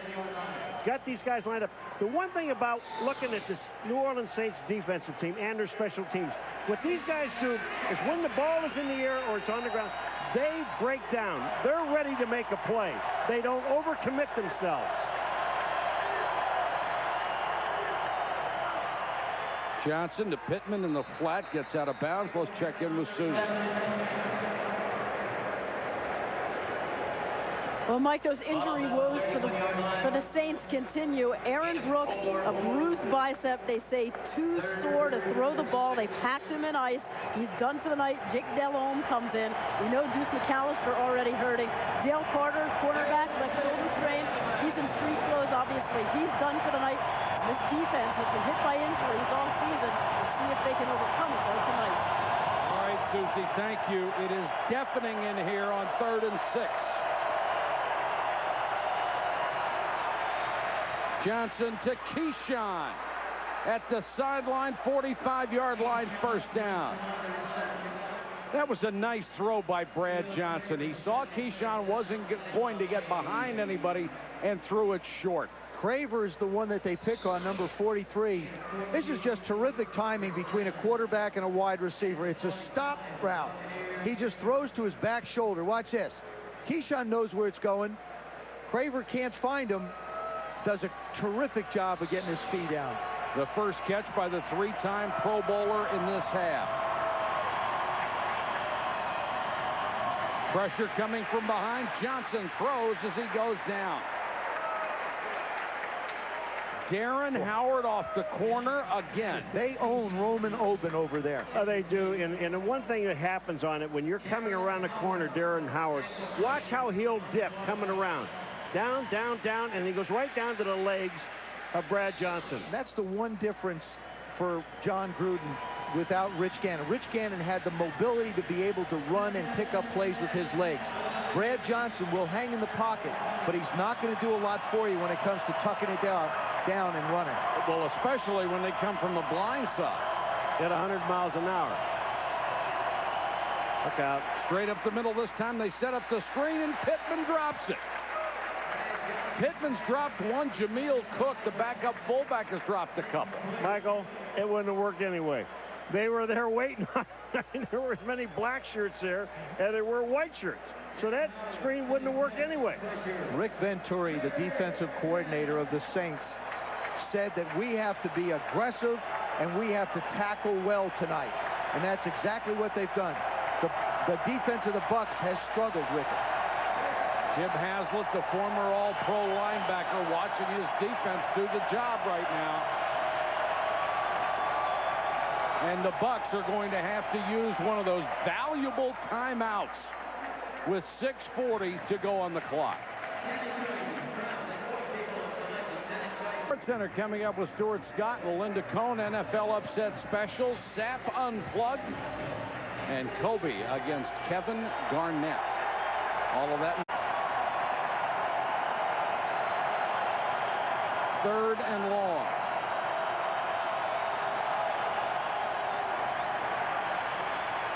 Underneath to McCardell, a flag is down. He did not get the first down, reached the 49-yard line. They're going to get holding on Coleman, I would think.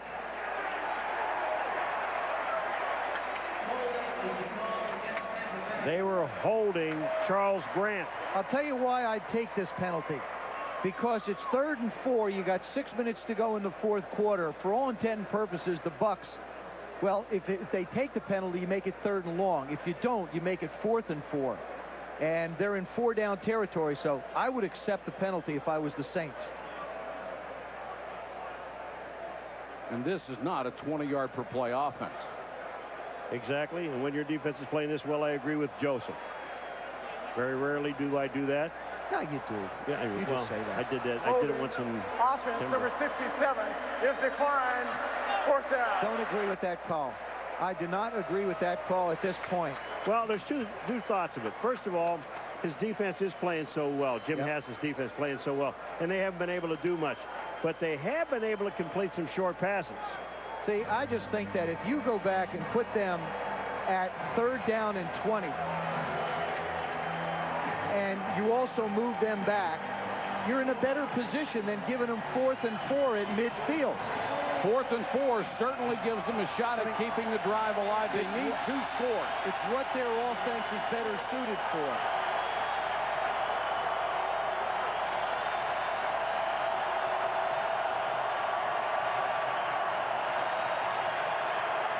Johnson underneath. That's the first down to Jaravicius as he reaches the 38-yard line. And so the gamble backfires. Well, I think what has to happen now is the Tampa Bay Buccaneers have to go to a hurry-up style of offense, or at least get the pace going pretty quick.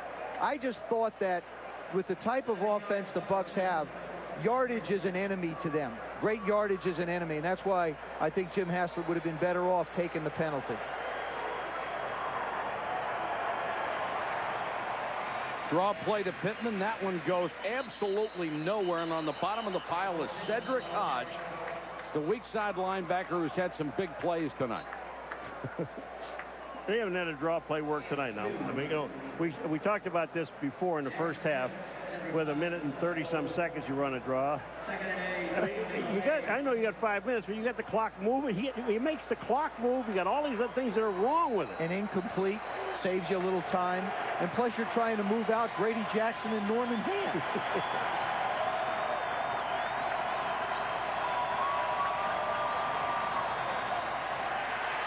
Johnson hit again as he throws, and the ball is tipped on top of it.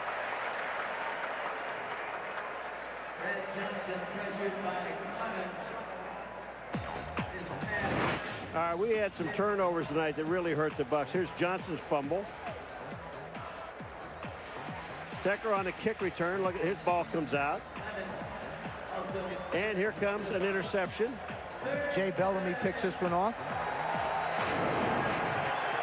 But it's been the pressure by that defensive line that has created a lot of the opportunities and has stymied this Bucs offense. 3rd and 9, and the Saints pass rush has been ferocious. They come on the blitz this time. Johnson unloads it. Jaravicius dropped it. Wide open. And I tell you what, if you're a quarterback, you start to get really upset when you stand in there and just get your face handed to you about every other time you drop back and guys won't catch the ball. Especially at a crucial point in the game. But this doesn't really hurt them because it's only 3rd and 9. Brad Johnson finally doesn't get hit, and Jaravicius just takes his eyes off. Yeah, but look where he has to throw the ball over. Watch 91 Grady Jackson. Take this all the way back to the quarterback. Look at here. He's right back in his face. They converted the last 4th down. This is 4th and 9. Johnson throws, and Keyshawn has it at the 20. That's why First down. That's why that drop wasn't as critical as the decision by Jim Haslett not to set them back. As long as I think the Bucs are within 10 yards, it's a manageable offense to pick up first downs. Keyshawn Johnson working from the outside, just swings in the middle, and Ken Irvin has to make the play. There's Derek Brooks and Warren Sapp, the perennial All-Pros, cheering their offense on.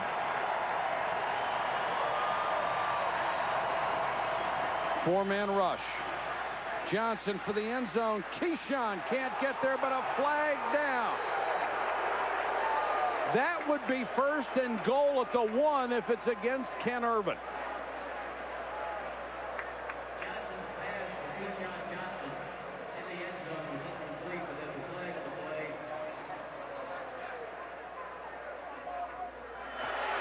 Defense, number 27. The foul occurred in the end zone.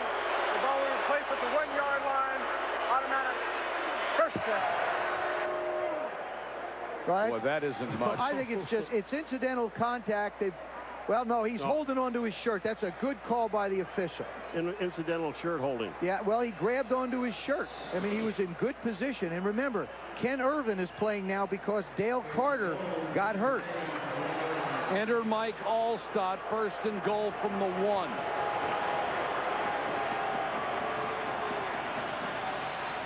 No. Allstott submarined and he didn't make it.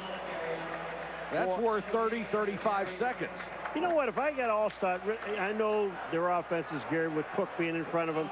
But as big as Allstott is, see, if Cook gets blocked in the hole, Allstott really has no place to go. Get those people out of his way. Just let the defensive lineman block and let Allstott blow it up. And if you can lip read, you saw John Gruden urging his team to hurry up just a little.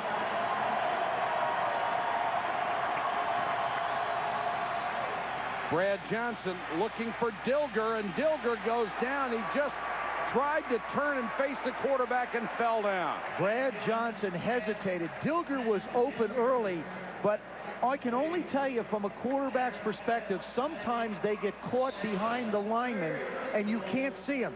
Dilger's going to come across the route and wind up wide open early.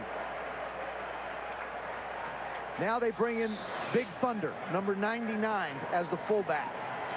This will be the 16th play of this drive. Warren Sapp is up on the left end position. Third and goal. Allstott. He won't get there. Can you believe this? What a stand by New Orleans defense. You kick a field goal here now, because you need 2 scores anyway. You know what? I think you made these people mad, Joseph, because you told them that the #1 defense was coming to town. You did too. Don't put it on me. And watch this defense. Who's #1 tonight? You know, it boils down to winning the on the goal line. You're going to get in the end zone. They're bringing all the receivers in now. You're not. No field goal try. Don't like this decision either. Brad Johnson to the end zone, out in the flat, touchdown. McCardell. They will not call offensive pass interference if it kills them. He got away with one, though, didn't he? Of course he did. Every receiver does it. If I was a receiver in the National Football League, I would practice pushing off defensive backs. And now they're going to go for 2, and if they get it, a field goal would tie it. They have to go for 2. Boy, this is first of all, this is a tremendous throw. Yep. And I don't know how you're that wide open. A little bit of a stop fade. The same thing we saw Keyshawn Johnson catch on the sidelines. McCardell, 11 catches, 107 yards, and a touchdown. The 2-point conversion would make it a field goal lead. Otherwise, the Bucs would need a touchdown.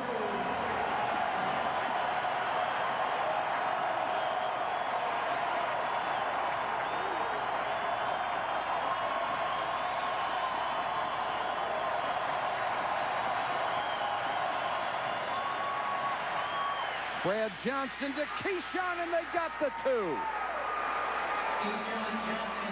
Now it will be up to Tampa Bay's defense to stop the New Orleans offense with an injured Deuce McAllister and Aaron Brooks presumably out at quarterback. You know why this works? Watch Bellamy in the end zone. Watch number 20. He's got his back to the ball. He can't see the ball coming. So they throw it to Keyshawn. That's a great point, Paul. Number 20 is sitting there looking at Keyshawn. He starts to come across and then stops. Good recognition by Brad Johnson as well. Boy, it sure was. If you look down there and see that guy, you can't throw it to his back. You've got to throw it in the opening, and he did. I want to take you back early in this game. This is a two-point conversion attempt by the New Orleans Saints after they scored a touchdown to make the score 6-2. I didn't understand why they tried it at that point. I still don't understand why they tried it. Now they would have a 4-point lead, conceivably, if the game had gone the way it has. Instead, now Tampa Bay is within a field goal. Well, all teams have that chart that recommends that if you're up by X, you go for 2. Take that if chart. you're up by Y, you go for 1. Hey, you don't take like the that chart. chart. Take the chart, pal. I can tell you where, to me, I think you have to play this game on feel a little bit. And if you score in the first quarter, I don't understand what going for 2 points does for you, even if the other team has 2 points. Now, Tampa Bay has 2 timeouts left and the 2-minute warning. 1 timeout left in the 2-minute warning. So do you go for the onside kick here? New Orleans thinks I don't think they so. do. I think you kick this thing away. You got to remember, they're putting Jake Delhomme in. They're putting their backup quarterback in. Now, if he plays like other backup quarterbacks have, the Bucs are in trouble because a lot of guys have done well. But you take your chances, I believe. Well, the Bucs lost one of their timeouts on a challenge. So there is only 1 left. There's a flag down. Delay a game against Tampa on the kickoff. 35-yard line, 25-yard line. That may have come from trying to figure out what you were going to do, kick it away or go for the onside kick, but it cost them 5 yards. Well, Tampa stood on the 20-yard line bunched for a long period of time. And the 25-second clock is going to run. Well, once the referee winds it down here at the end zone on the right-hand side, away from the kicking team, once he winds it, you've got that amount of time, 25 seconds, to kick the ball off. Well, they were just standing around. They had to delay a game, and they called. That's the first time I've ever seen this. Me too. Well, we get first on Sunday nights all the time, don't we? We do. We're first at everything. But this is the first time I've ever seen something happen when the ball hasn't been moving. And neither of the players. Everybody's standing still, and there's a penalty. And now the Saints will drop back more people and only keep 4 up front. Well, yeah, he's going to kick it. Kind of hard to onside kick the ball when it's straight up and down like that. If you're any of the front guys on this kickoff receiving team, you don't move until you see that ball in the air. Now they add 2 more, and they have 6 on the front line. Gramatica kicks it away. Lewis from the 6. Nice kickoff. Lewis with that great speed. Caught it to 15 and swarmed under there. Jermaine Phillips with a tremendous play on special teams. Now 2:42 to go in the game. Monday Night Countdown at 7:30 Eastern on ESPN. The best place to get ready for Monday Night Football. Then on ABC at 9, the Monday Night Game with Curtis Martin and the Jets against Jerry Rice and the Raiders. Yeah, but you don't want to miss it. You don't want to miss Monday Night Countdown because the Boomer will be in charge.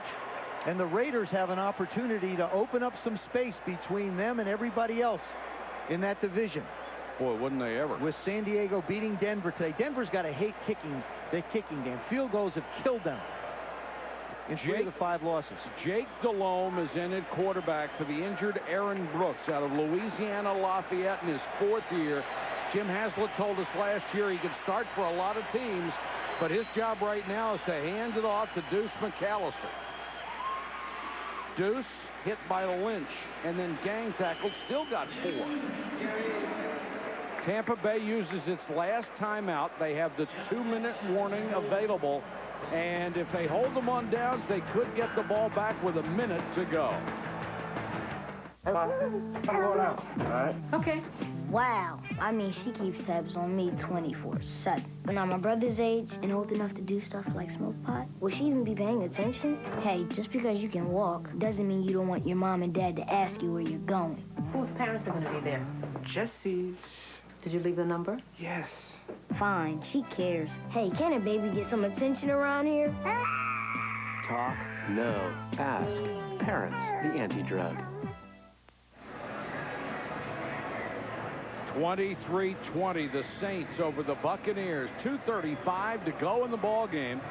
Mike Patrick, Joe Theismann, Paul McGuire, Susie Culber, our entire ESPN crew with you from the Superdome.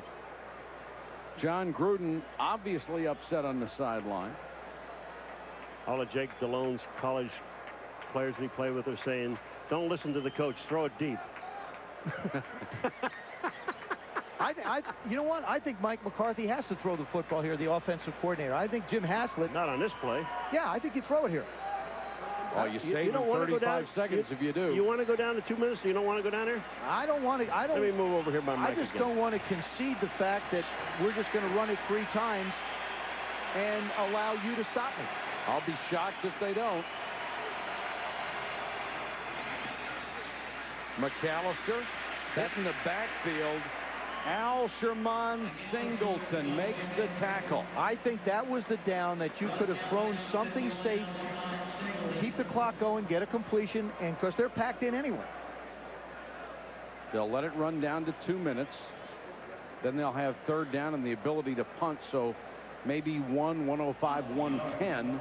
If they don't get a first down, the Buccaneers would get the ball back. I'm not talking to him anymore for right now. I just want to ask you a question. How long has it Certainly, been Paul. since Jake has thrown the ball in a regular game? Jake is 0 for 1 this year. Okay, thank you very We'll much. be back in a moment. 8 out of 16 times tonight.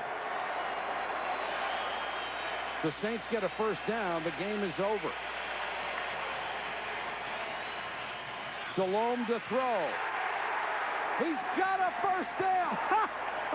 Holy cow, are you kidding? I'm telling you, stay over there. You don't like my calls, huh? I like that call. Oh, Joe Horn runs a slant and Delhomme hit him on the numbers. Oh, didn't we see this last week with Mike Shanahan? No, But it was incomplete. When Steve Berline tried to hit Ed McCaffrey. It was incomplete. This was not incomplete. Oh, Greg Spires tries to swat this down. What a throw. There goes big play Joe Horn. Boy, when he was sitting in the office, we talked to him on Friday. He was really down and dejected. Now he's just down with the first down. And now the Tampa Bay Buccaneers can't do anything but watch. I'm going to tell you what's going to happen after this game. When we talked to Warren Sapp before this game, he said the first game they beat us. They beat us. He's going to say the same thing tonight. Yes, he will. And not trying to be funny about it. He's just going to say, hey, they were better than we were. They took it to us. They beat us. He's very honest about his assessments of where his team is. I think that this was a wake-up call for the Tampa Bay Buccaneers. They came into this game with a lot of confidence and a swagger. They were 9-2. They'd beaten the Green Bay Packers last week in a very physical game. They come into New Orleans, who has lost their last 2. Their confidence is shattered a little bit, or last week. Next week, now they've got to play the Atlanta Falcons, and here is the NFC playoff picture. Tampa Bay still in first place at 9-3, one of 3 teams at 9-3, but Atlanta right behind at 8-3-1, and New Orleans stays alive as they win a huge game to get to 8-4 in spite of the injury to Aaron Brooks, in spite of the fact that their all-star running back Deuce McAllister had to play all game with a bad ankle. A huge win for New Orleans. And they may wind up with Jake Delhomme as their quarterback next week, depending upon how Aaron Brooks' bicep feels. Well, he was 1 for 1 tonight, and it was a huge one. Our final score, the Saints 23, the Bucs 20. For Joe Theismann, Paul McGuire, Susie